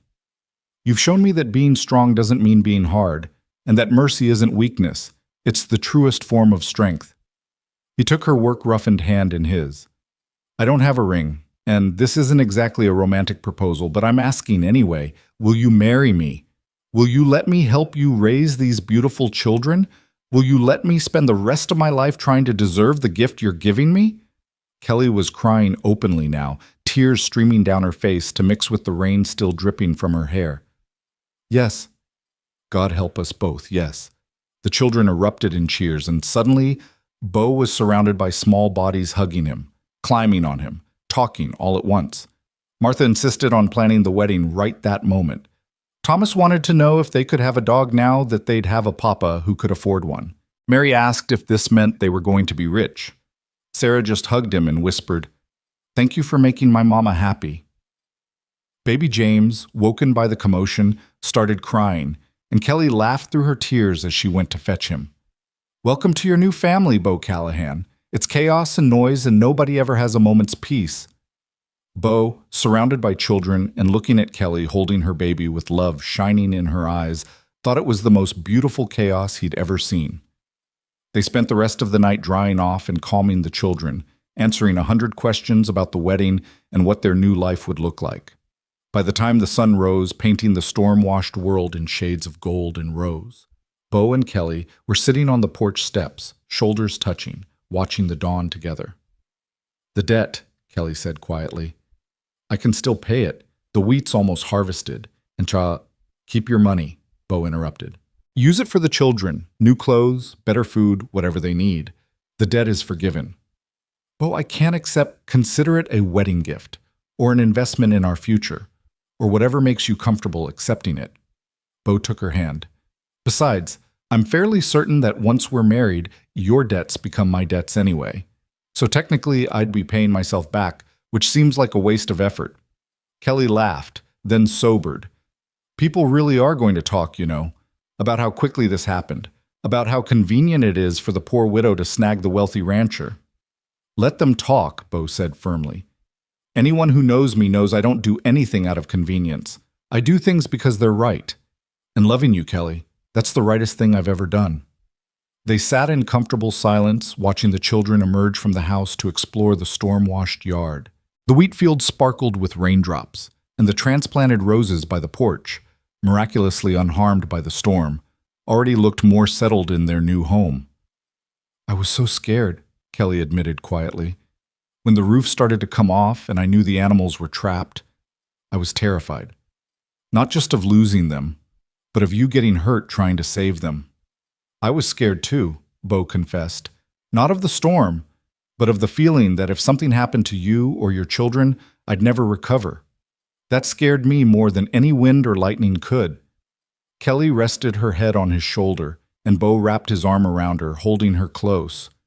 The sun continued its rise, burning away the last of the storm clouds, and Bo thought about how, just a week ago, he'd ridden into this valley expecting nothing more than to collect a debt and acquire some land. Instead, he'd found everything he'd been missing without knowing it. He'd found a home. He'd found a family. He'd found a reason to be brave again. "When should we get married?" Kelly asked. "Should we wait a few months, do it properly?" "We could," Bo said slowly. "Or we could ride into town tomorrow, find the preacher, and do it right away. Save both our reputations and give people one less thing to gossip about." Kelly pulled back to look at him, searching his face. "You're serious? You want to get married that quickly?" "I've wasted 7 years being cautious and careful and protecting myself from pain," Bo said. "I don't want to waste another day. If you'll have me, broken walls and trust issues and all, I'd like to marry you as soon as possible." "Tomorrow then," Kelly decided, her eyes shining. "We'll get married tomorrow." "Tomorrow," Bo agreed, and sealed the promise with a kiss as the sun rose on the first day of their new life together. But morning brought complications neither of them had anticipated.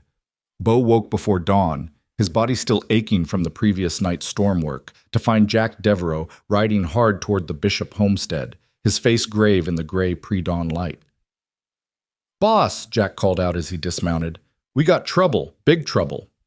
Bo emerged from the barn where he'd been checking the animals, immediately alert. "What kind of trouble?"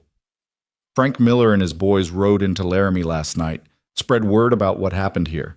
By the time I heard about it in town this morning, half the territory thinks you and Mrs. Bishop have been—" Jack trailed off, clearly uncomfortable.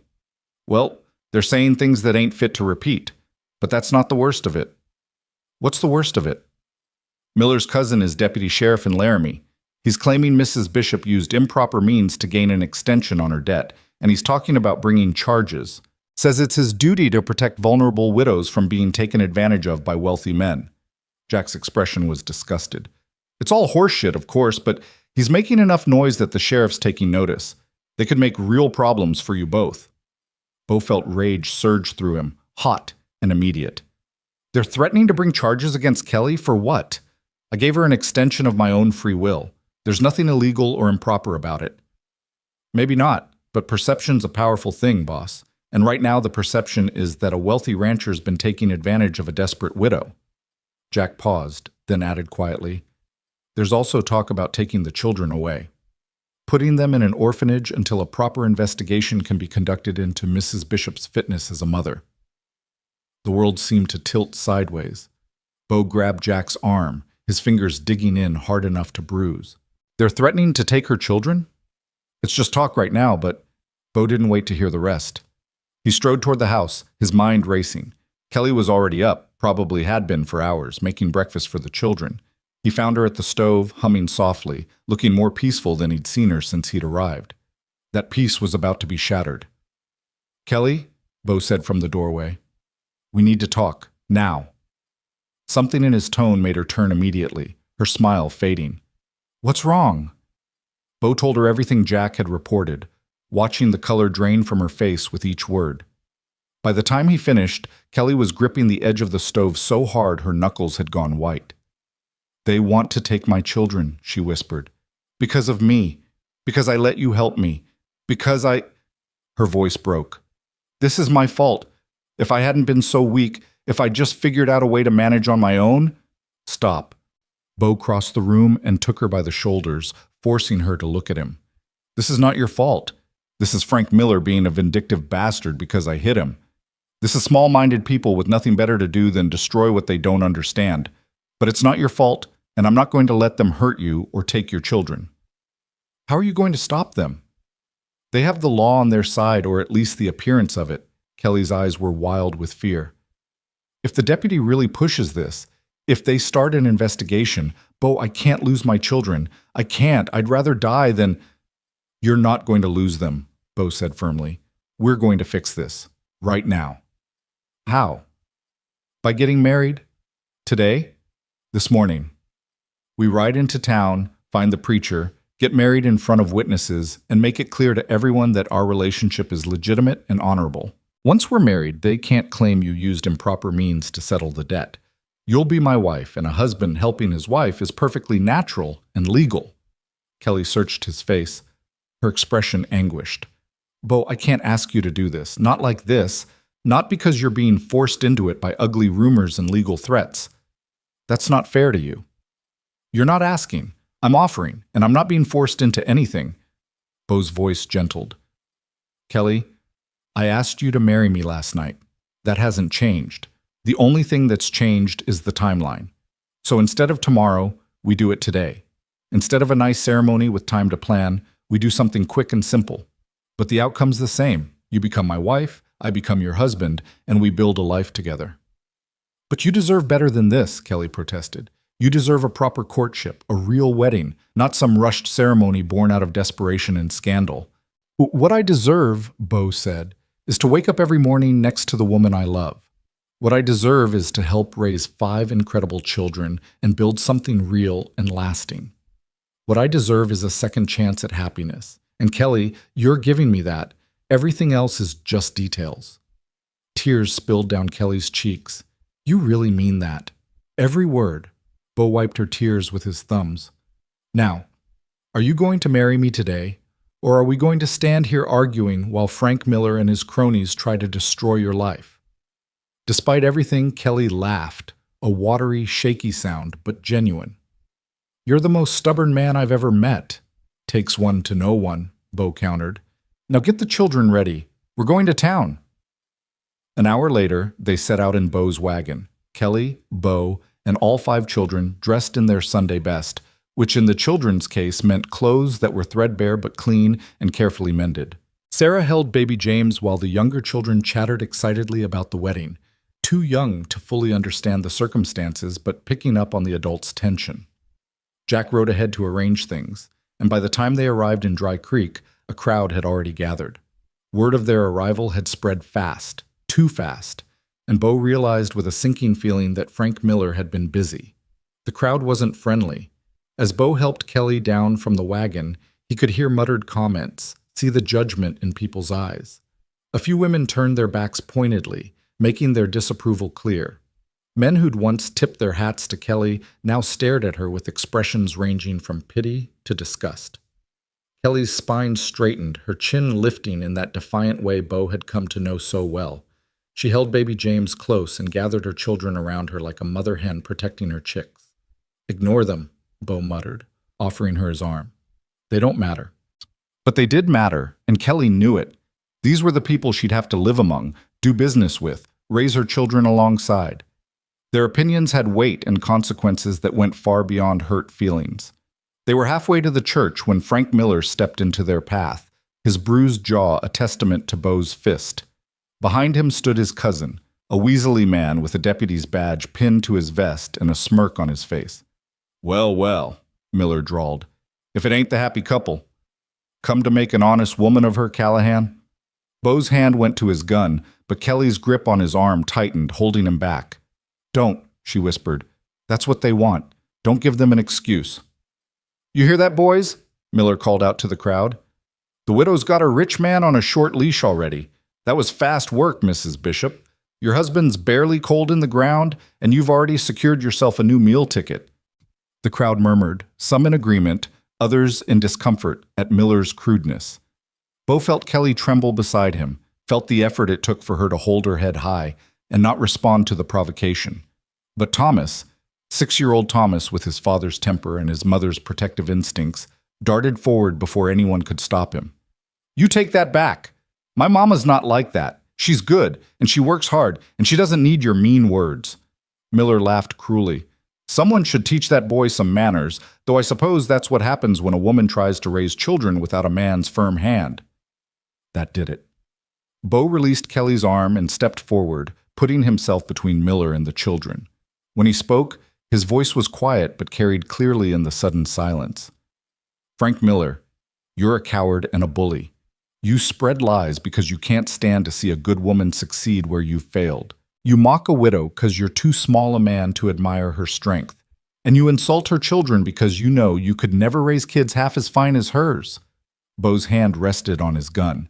Now, you can apologize to Mrs. Bishop and her son, or you can back up your words like a man. Your choice. Miller's face flushed red. His hand twitched toward his own gun, but his cousin, the deputy, grabbed his arm. Don't be a fool, Frank. Callahan's got witnesses. You draw on him and he'll kill you legally. For a long moment, the town square was frozen in tension, the whole crowd holding its breath. Then a new voice cut through the silence. That's enough. Reverend Samuel Clayton, the Methodist minister who'd presided over Samuel Bishop's funeral, pushed through the crowd. He was an older man, white-haired and dignified, with eyes that had seen every kind of human folly and learned compassion from it. Frank Miller, I've known you since you were a boy, pulling girls' pigtails and stealing apples from Mrs. Henderson's orchard. You were a bully then, and you're a bully now. The Reverend's voice was stern. Mrs. Bishop is a member of my congregation. I've watched her struggle to feed her children, watched her work herself half to death to keep a roof over their heads, watched her maintain her dignity and faith through trials that would break most people. If she's found someone willing to share that burden with her, I say God bless them both. But Reverend Miller started. I'm not finished. Clayton's tone could have frozen water. As for you, Deputy Morrison, if you're really concerned about the welfare of children, perhaps you should investigate the families where fathers drink away their wages and beat their wives. I can give you a list if you'd like. But Mrs. Bishop's children are clean, well-behaved, and clearly loved. Any fool can see that. The deputy shifted uncomfortably under the Reverend's glare. I was just responding to concerns raised by citizens, by one citizen with a personal grudge and a reputation for dishonesty, Clayton corrected. Now, I believe Mr. Callahan and Mrs. Bishop are here for a wedding. Shall we proceed, or would you like to continue this display and prove to everyone that Frank Miller runs this town instead of decent people with decent values? The challenge hung in the air. Slowly, reluctantly, Miller and his cousin stepped aside. The crowd parted, creating a path to the church, and Reverend Clayton offered his arm to Kelly. Come, my dear, let's get you properly married before any more fools make themselves known. Kelly took his arm gratefully, her eyes shining with tears. Thank you, Reverend. Thank me by being happy, Clayton said gently. You've earned it. They processed into the small church, and despite the hostile crowd outside, inside they found friends. Jack Devereaux was there, of course, standing as Beau's witness. But there were others too. Martha Henderson, the apple orchard owner the Reverend had mentioned, who'd always been kind to Kelly. Tom Pritchard from the grain elevator, who'd promised to buy her wheat. The school teacher, Miss Emily Warren, who'd taught Sarah for the past 2 years. Not many, but enough. Enough to show that Kelly wasn't completely alone, that some people saw through the lies to the truth beneath. The ceremony was simple and quick, conducted in the warm sunlight streaming through the church's plain glass windows. Beau had no ring to offer, so he gave Kelly his mother's wedding band, the one thing of value he'd kept from his childhood, carried with him for years without really knowing why. It fit Kelly's finger as if it had been made for her. Do you, Beau Callahan, take this woman to be your lawfully wedded wife, to have and to hold from this day forward, for better or worse, for richer or poorer, in sickness and in health, until death do you part? I do, Beau said firmly, his eyes never leaving Kelly's face. And do you, Kelly May Bishop, take this man to be your lawfully wedded husband, to have and to hold from this day forward, for better or worse, for richer or poorer, in sickness and in health, until death do you part? I do, Kelly whispered, her voice thick with emotion.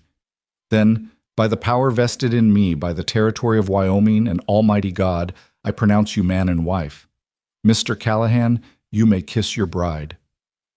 Beau cupped Kelly's face in his hands and kissed her gently, reverently, sealing the promise they'd made. Behind them, the children cheered, and even crusty Jack Devereaux looked suspiciously misty-eyed. They signed the marriage certificate with the required witnesses, Jack and Martha Henderson. And just like that, it was done. Kelly May Bishop became Kelly May Callahan, and 5 children gained a father, and Beau gained the family he'd thought he'd never have. But as they emerged from the church, the hostile crowd was still there, and Beau knew the hard part was just beginning. Marriage certificate or not, people would talk. They'd question the speed of the courtship, speculate about Kelly's motives, treat Beau like a fool who'd been taken in by a scheming widow. Let them, Beau thought fiercely. Let them talk until their tongues fell out. He knew the truth, and so did Kelly, and that was all that mattered. He was helping Kelly into the wagon when a rock flew out of the crowd, striking the wagon bed with a sharp crack. The children screamed, and Kelly instinctively covered baby James with her body. Beau spun around, fury blazing in his eyes. Who threw that? No one answered, but he could see faces in the crowd, some smirking, others looking away in shame. Beau climbed onto the wagon seat and stood so everyone could see him. Listen to me, all of you. I'm going to say this once, and I'm going to say it clearly. Kelly Callahan, my wife, is the finest woman I've ever known. She's worked harder, sacrificed more, and shown more courage than most of you will manage in your entire lives. She agreed to marry me not because she needed my money, but because I needed her strength. I needed her goodness. I needed to learn how to be human again after I'd spent years turning myself into something cold and hard. The crowd shifted uncomfortably, but Beau wasn't finished. Some of you are judging her because you think she moved too fast after Samuel's death. Let me ask you something. How long is a woman supposed to mourn a man who drank away her security and left her to raise 5 children alone? How long is she supposed to suffer before she's allowed to find happiness? You tell me, because I'd like to know what the rule is. Silence. No one met his eyes. That's what I thought. You don't have an answer because there is no answer. There's just gossip and judgment, and people who feel better about their own mediocre lives by tearing down someone who's doing better than they are. Bo's voice was hard as iron. Well, here's what's going to happen. Kelly and I are married legally and properly. We're going to raise these children together. We're going to build a life together, and anyone who has a problem with that can come talk to me directly. But if I hear one more word of gossip, if I hear anyone speaking ill of my wife or frightening my children— He let the threat hang in the air, unfinished but unmistakable. He climbed down from the wagon, helped Kelly up, and gathered the children in the back. As they prepared to leave, Reverend Clayton approached one more time. "Mr. Callahan, Mrs. Callahan, may I offer you some advice?" "Of course, Reverend," Kelly said. "Don't try to live here. In town, I mean. The gossip will be relentless, and your children will hear things no child should hear.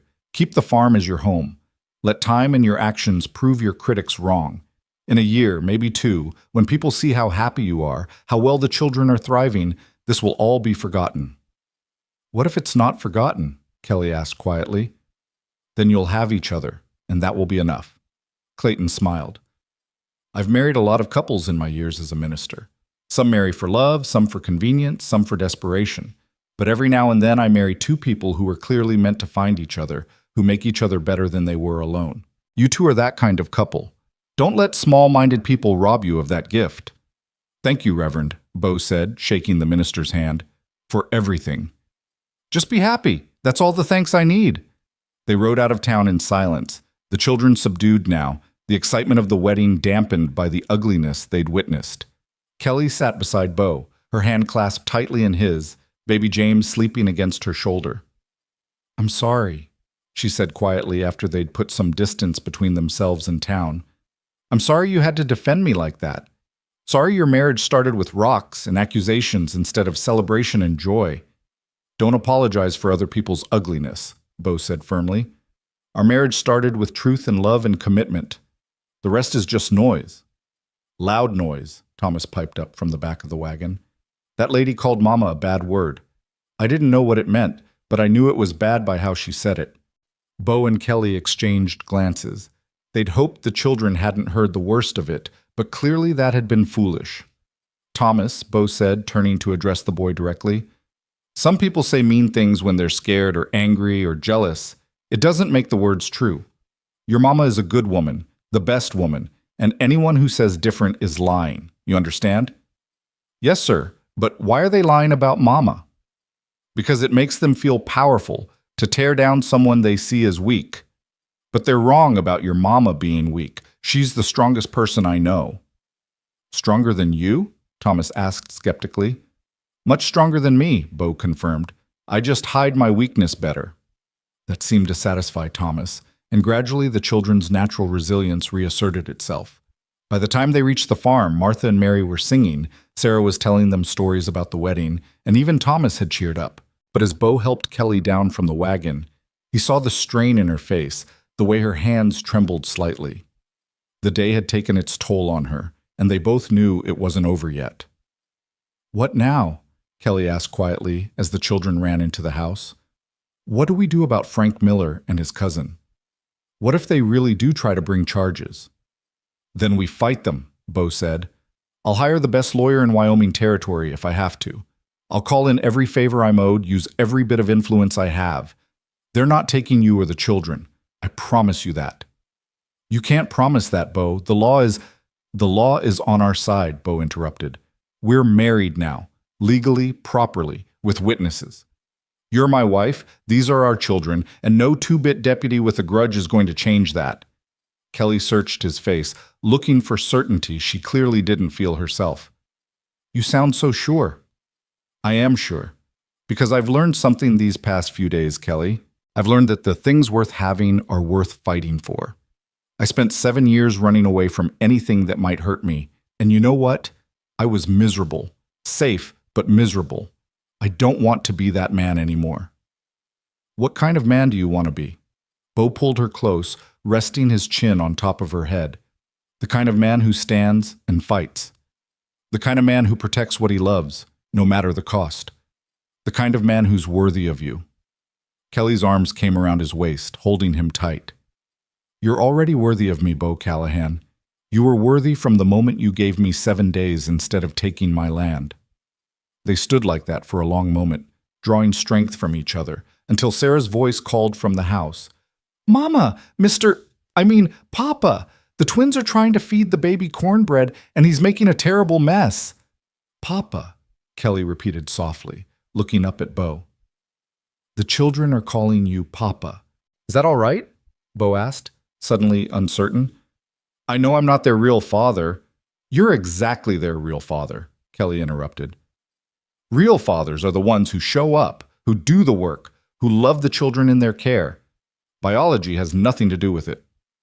Papa, came the call again, more urgent this time. Baby James is turning blue. He's not turning blue, Sarah's exasperated voice responded.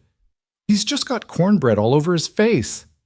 Bo and Kelly looked at each other and started laughing, real laughter this time, born not of hysteria, but of genuine joy. Then they walked hand in hand toward the house, toward the chaos and noise and beautiful messiness of their new family. Inside, they found exactly what Sarah had described. Baby James covered head to toe in mashed cornbread, the twins looking guilty but unrepentant, and Thomas trying to clean up the mess with a dish towel while actually making it worse. All right, Bo said, surveying the disaster. New rule. Nobody feeds the baby except Mama until he's old enough to feed himself. Agreed? Agreed, the children chorused. Bo rolled up his sleeves and set about helping clean up the mess, Kelly working beside him, both of them bumping into each other in the small space, both of them smiling despite the chaos. This was his life now, cornbread disasters and children's laughter, and the kind of happy confusion he'd never imagined wanting, but he wanted it. God, how he wanted it. That evening, after the children were in bed and the house was finally quiet, Bo and Kelly sat on the front porch, watching the stars emerge one by one in the darkening sky. The wheat field stretched before them, almost ready for harvest, golden in the fading light. We still need to finish bringing in the wheat, Kelly observed.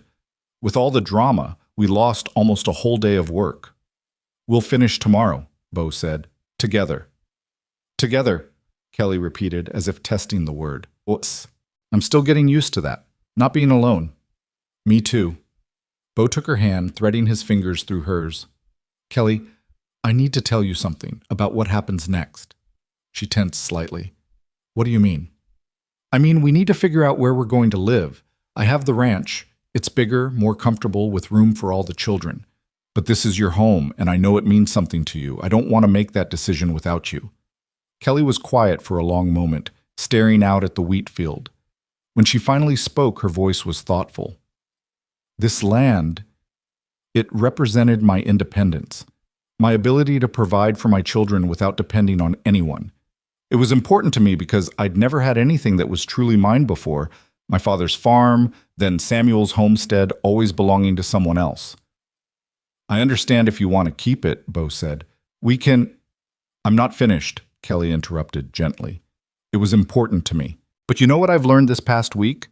True independence isn't about owning land or not needing anyone. True independence is about choosing your dependencies wisely.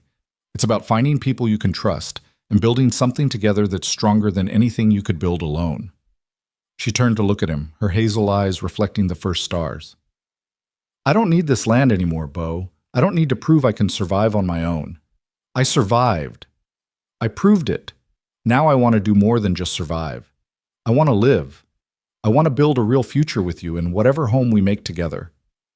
Are you sure? Bo asked. Because I don't want you to resent giving this up. I'm not giving anything up, Kelly said firmly.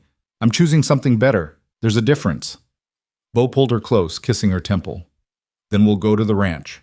After we finish the harvest, we'll move your things and the children to the Callahan Ranch. It'll be the Callahan family ranch then. The Callahan family ranch? Kelly repeated, smiling. I like the sound of that. They sat in comfortable silence as the sky darkened and the prairie night came alive with crickets and distant coyote calls. Kelly's head rested on Beau's shoulder, and his arm was around her waist, and both of them were thinking about the future they'd build together, the challenges they'd face, the joys they'd share, the family they'd nurture. "Beau?" Kelly said drowsily. "Thank you." "For what?" "For being brave enough to change. For being willing to try again. For choosing us." "Thank you for giving me something worth choosing," Beau responded. "For reminding me what it means to be alive instead of just existing." Kelly tilted her face up, and Beau kissed her properly. A slow, sweet kiss that held promises and possibilities and all the hope they'd both thought they'd lost forever. Above them, the stars wheeled in their ancient patterns, indifferent to human struggles and human joys. But here on this small patch of Wyoming prairie, two wounded people had found healing in each other, had built something beautiful out of desperation and debt and the unexpected grace of second chances. Tomorrow they'd finish the harvest. Tomorrow they'd start the long process of blending their lives completely, of teaching 5 children to accept a new father, of proving to skeptical neighbors that their marriage was real and lasting. But tonight, they simply held each other and watched the stars and believed, maybe for the first time in years, that happiness wasn't something that happened to other people. It could happen to them too. And it would. Morning came too soon, bringing with it the sound of horses approaching at speed. Beau was already awake, having spent a restless night in the barn. Propriety demanded they not share a bed until they'd properly moved to the ranch, regardless of the marriage certificate. He emerged to find 3 riders coming hard across the prairie, and his hand went instinctively to his gun before he recognized Jack in the lead. "Boss," Jack called out, pulling his horse to a sliding stop. "Deputy Morrison's coming. He's got papers. Says he's conducting an investigation into the children's welfare. He'll be here within the hour." Kelly appeared in the doorway, already dressed, her face pale but composed. She'd heard every word. "Let him come. We have nothing to hide." "Kelly," Beau started. "No." Her voice was firm. "I'm tired of running, tired of being afraid. If they want to investigate, let them investigate. They'll find 5 children who are fed, clothed, loved, and cared for. They'll find a mother who's worked herself to the bone to provide for them. Let them look." Beau studied her face and saw the steel beneath her fear. This was the woman who'd faced him down when he'd come to take her land, who'd worked from dawn to dark without complaint, who'd thrown herself between her children and danger without hesitation. Kelly had spent her whole life proving herself to people who doubted her, and she was done apologizing for her strength. "All right," Beau said, "we'll face this together. But I'm sending Jack to Laramie to fetch Judge Henderson. If Morrison tries anything illegal, I want someone with actual authority here to stop him." Jack nodded and wheeled his horse around, but before he could ride off, Kelly called out, "Wait, Judge Henderson, is that any relation to Martha Henderson?" "Her husband," Jack confirmed. "Retired circuit judge, tough as nails but fair. If anyone can put Morrison in his place, it's Judge Henderson." "Then yes, please bring him," Kelly said. "And thank Martha for her kindness yesterday. Tell her it meant the world to me." Jack tipped his hat and rode off at a gallop, leaving a trail of dust hanging in the still morning air. Beau turned to Kelly and saw her hands were trembling despite her brave words. "Come here," he said softly, and she came to him, allowing herself to be held for just a moment before she pulled away and straightened her spine. "I need to get the children ready. If someone's coming to judge whether I'm a fit mother, I want them to see my babies at their best." The next 45 minutes were organized chaos. Kelly scrubbed faces and combed hair while Beau helped the older children dress in their Sunday clothes. Sarah, mature beyond her years, understood the gravity of the situation and helped wrangle the twins while Thomas tried his best to keep baby James entertained and quiet. "Papa?" Thomas asked, and Beau's heart still jumped at the word. "Are they really going to take us away from Mama?" Beau knelt down to the boy's level, looking him straight in the eye. "I won't let that happen, son. I promise you, whatever I have to do, however far I have to go, I will not let anyone separate this family. You understand?" Thomas nodded solemnly, then threw his arms around Beau's neck in a fierce hug. "I'm glad you're our papa now. You're brave like my first papa was, but you're here, and here is better." Bo held the boy tight, his throat closing with emotion. I'm glad I'm here too, Thomas. Gladder than you know. Deputy Morrison arrived precisely when Jack had predicted, but he didn't come alone. With him rode Frank Miller and two other men Bo didn't recognize, all of them armed and looking like they'd come for trouble rather than an investigation. Bo stepped out onto the porch, deliberately positioning himself between the riders and the house where Kelly and the children waited. His hand rested casually on his gun, the gesture subtle but unmistakable. Deputy Morrison, Bo said coolly, this is private property. State your business. Morrison, emboldened by his companions, sat tall in his saddle and produced a paper from his vest. I have an order signed by Sheriff Watson authorizing me to investigate the living conditions and welfare of the minor children residing at this property. I'm here to conduct that investigation. Let me see that order, Bo demanded. Morrison hesitated, then rode forward and handed the paper down. Bo read it carefully, his jaw tightening. It was legal enough, vaguely worded, but giving Morrison broad authority to assess the children's situation. The signature was genuine. This says you can investigate, Bo said, handing the paper back. It doesn't say you can remove the children. And it doesn't say you can bring an armed posse onto my wife's property. So Miller and your friends can wait at the property line while you conduct your investigation. Alone. Those are the terms. I'll conduct this investigation however I see fit, Morrison started. No, you won't. Bo's voice dropped to a dangerous quiet.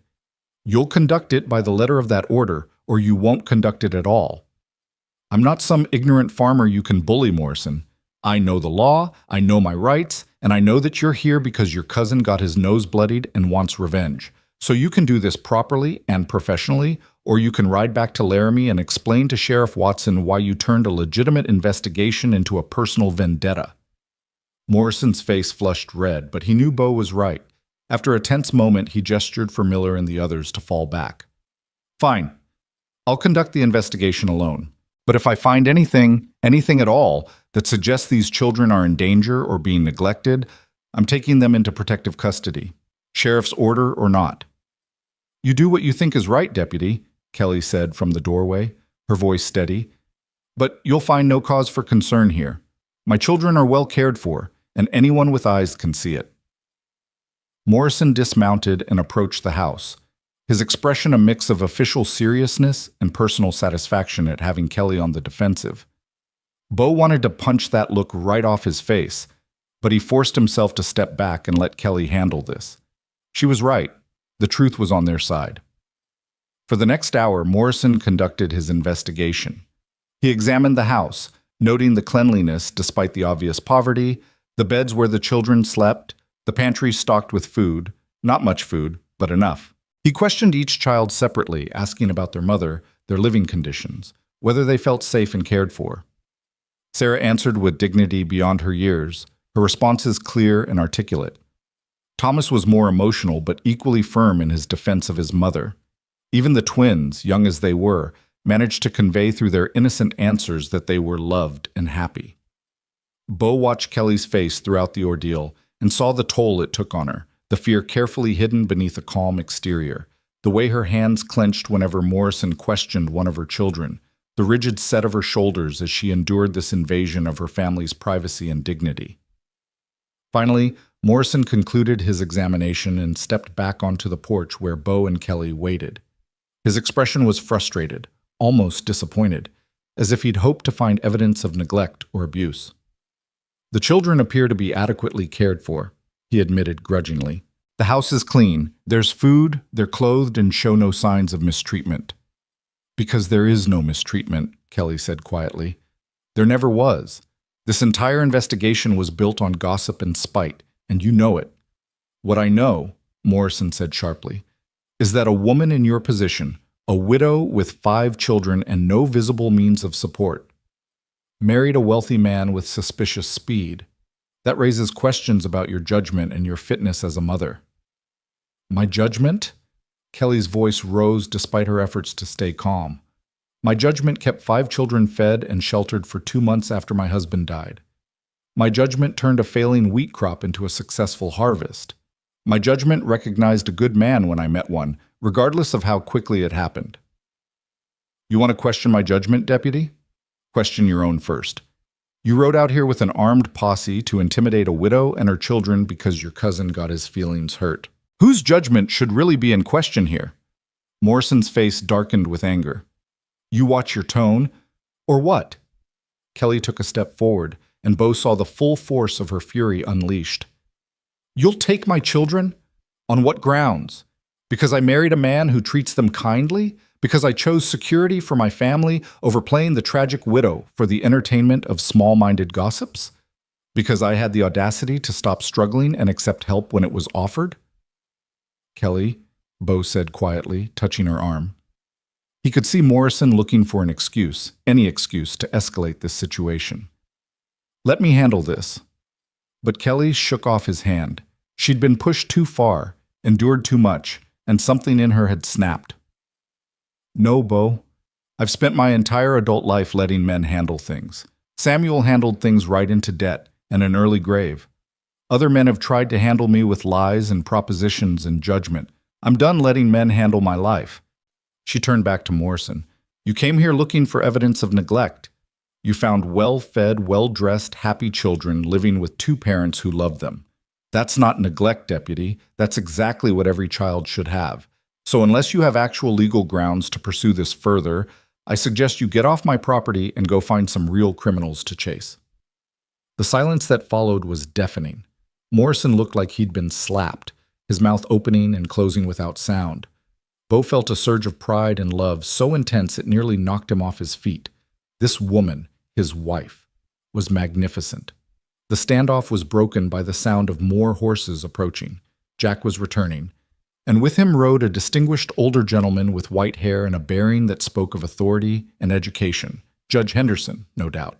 Behind them, to Bo's surprise, came Reverend Clayton and Martha Henderson, along with a dozen other townspeople, including Tom Pritchard from the grain elevator and Miss Emily Warren, the school teacher. Judge Henderson dismounted with the ease of a man who'd spent his life on horseback and approached the porch with measured steps. Deputy Morrison, what's the meaning of this investigation? Morrison straightened, suddenly uncertain. Judge Henderson, I didn't know, that is, I have authorization from Sheriff Watson to investigate allegations of child neglect, Henderson interrupted, pulling out his own copy of the order. I've read it. I've also spoken with several citizens who have something to say about Mrs. Callahan's character and fitness as a mother. Perhaps we should hear from them before you make any decisions about these children's welfare. Morrison looked trapped, but he couldn't refuse a request from Judge Henderson without appearing petty. Of course, Your Honor. Henderson gestured to Martha, who stepped forward with the quiet confidence of a woman who'd been a frontier wife for 40 years and feared nothing except God and dirty dishes. I've known Kelly Bishop, Kelly Callahan now, for 3 years, Martha said clearly. I've watched her struggle and sacrifice and work herself near to death for those children. When other women in town turned up their noses at her poverty, she held her head high. When her husband drank away their money, she found ways to feed her babies anyway.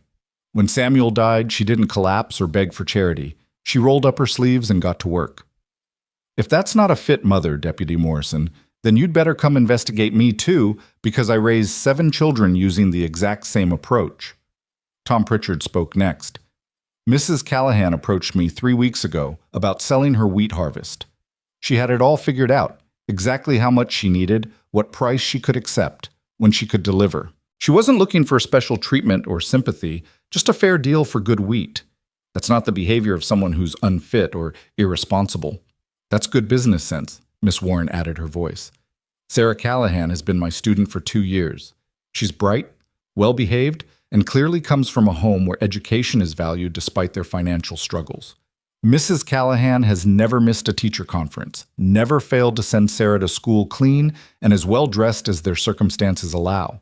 She's involved in her children's education and well-being. Again, those are not the actions of an unfit mother.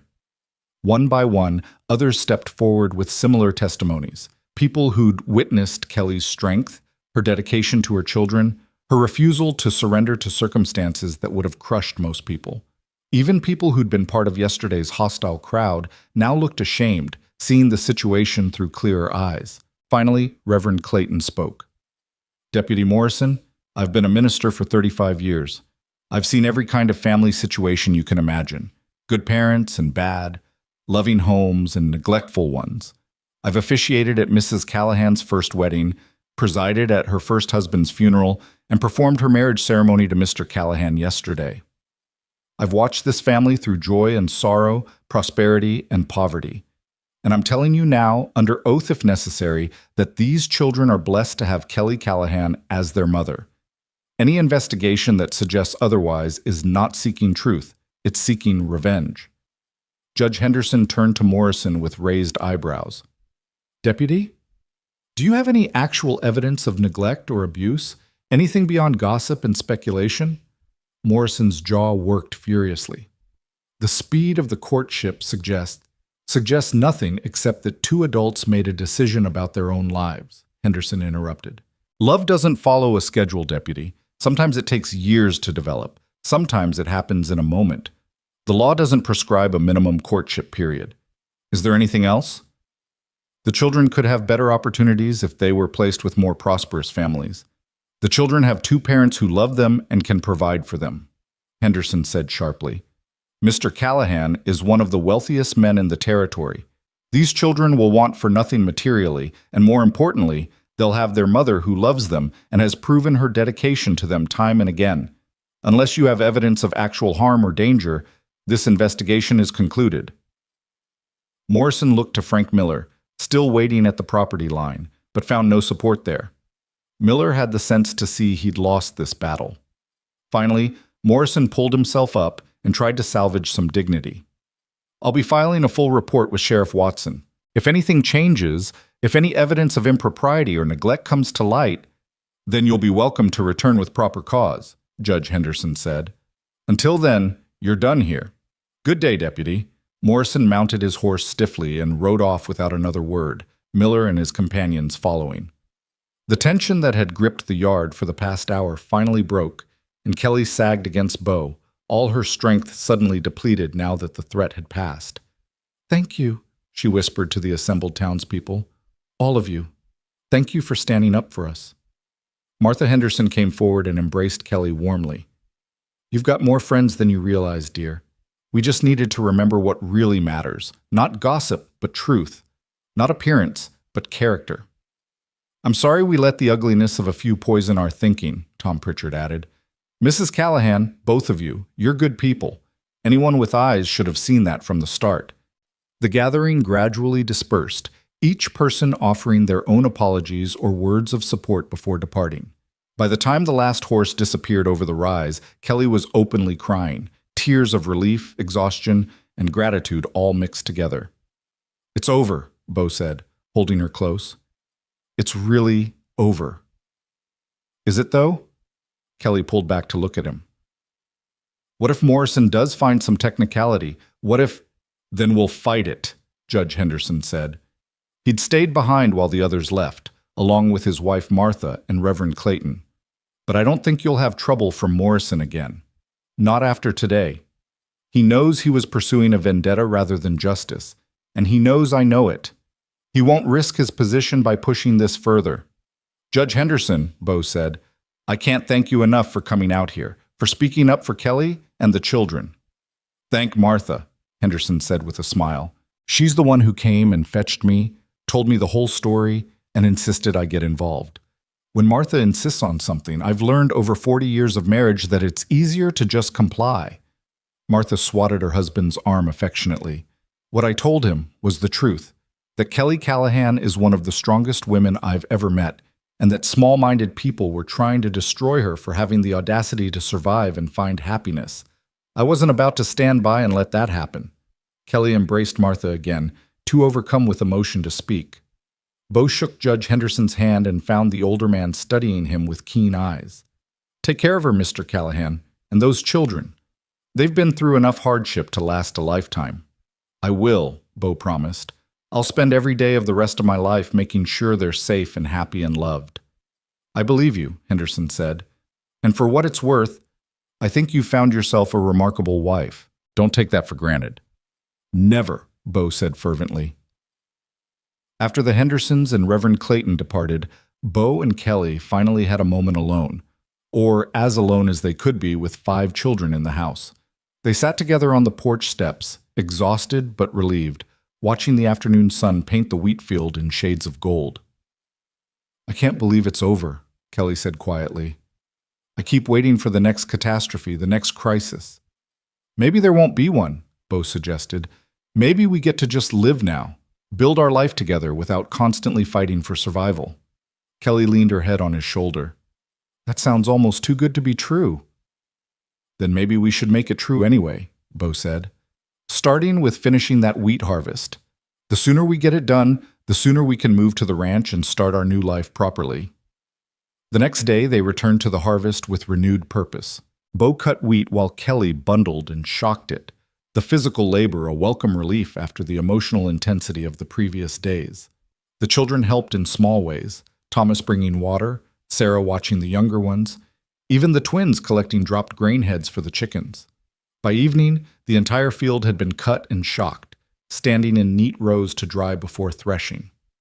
Bo straightened up, his back aching but his heart full, and looked at what they'd accomplished together. "We did it," Kelly said, standing beside him and surveying their work. "We actually did it." "You doubted we would?" "Maybe a little," Kelly admitted. "Everything's happened so fast, Bo. Sometimes I worry I'll wake up and find this was all a dream. That you're not really here, that we're not really married, that I'm still alone trying to figure out how to harvest this wheat by myself."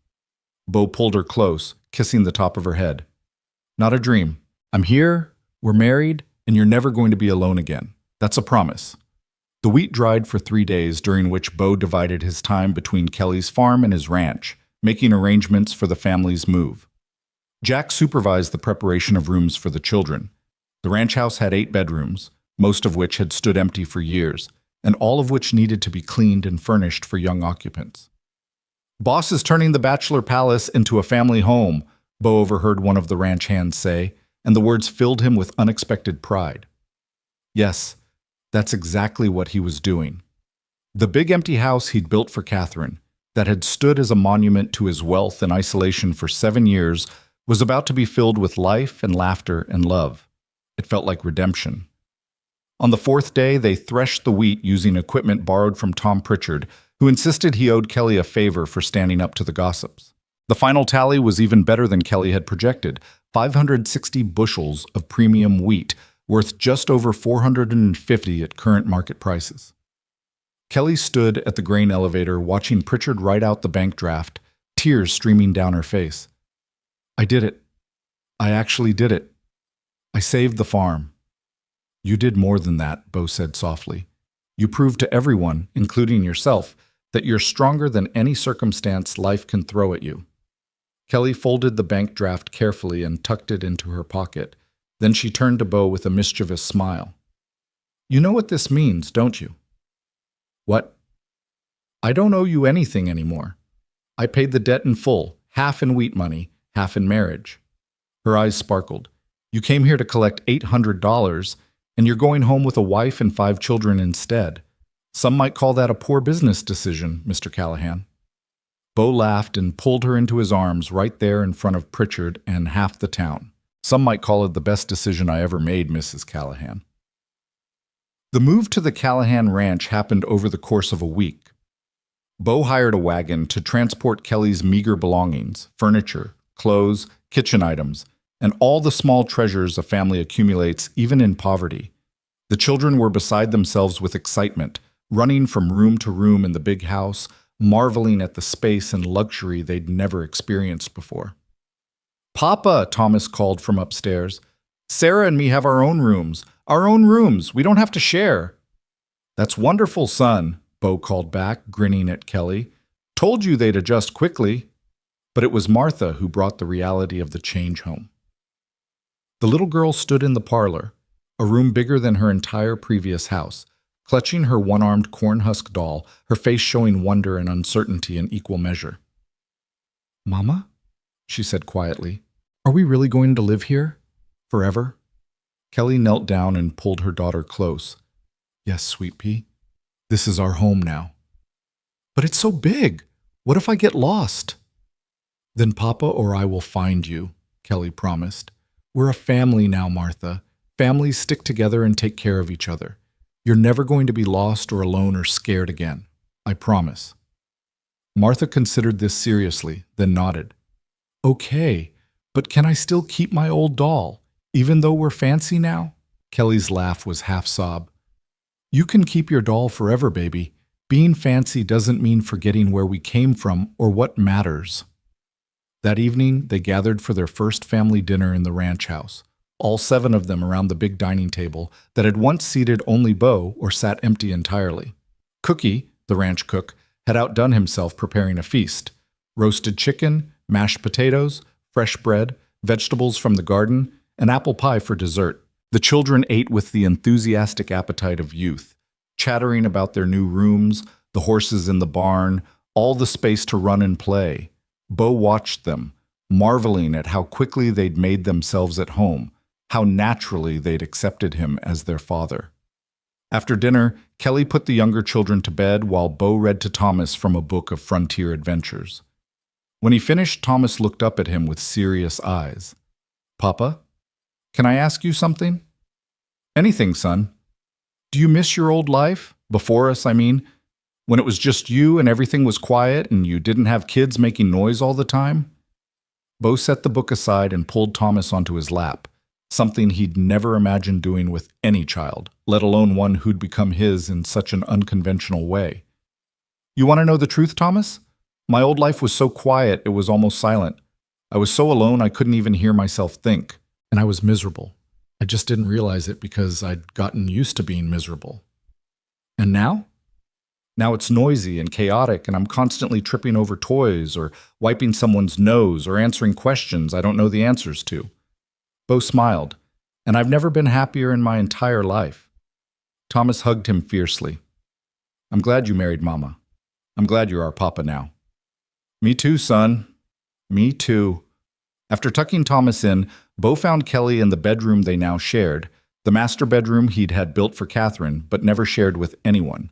Kelly stood by the window looking out at the prairie stretching endlessly under the stars. Penny for your thoughts, Bo said, coming up behind her and wrapping his arms around her waist. I'm thinking about how strange life is, Kelly said softly. 2 weeks ago, I was terrified you were going to take everything from me. Now you've given me everything I ever wanted and things I didn't even know to dream about. 2 weeks ago, I was a rich man who owned everything and had nothing, Bo countered.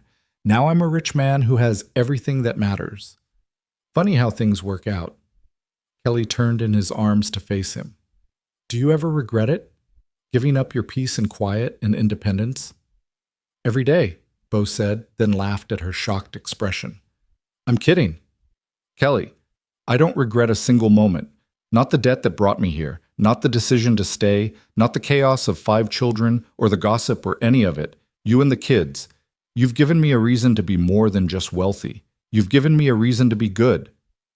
You were already good, Kelly insisted. You just forgot for a while. Maybe. But you reminded me. You reminded me what it means to be brave, to fight for what matters, to choose love over safety. Bo cupped her face in his hands. I love you, Kelly Callahan. I love you more than I thought it was possible to love anyone. I love you too, Kelly whispered. Even though you're stubborn and bossy and you think you always know best. I do always know best, Bo said with mock seriousness. See? Impossible, man. But Kelly was smiling as she kissed him, and Bo thought if this was impossible, he never wanted anything possible again. The weeks turned to months, and the Callahan family settled into their new life with surprising ease. The children thrived. Sarah bloomed under Miss Warren's teaching. Thomas discovered a love for horses and spent every free moment in the barn. The twins became the terror of the ranch hands with their mischief and charm, and baby James grew fat and happy under the care of 2 doting parents and 4 protective older siblings.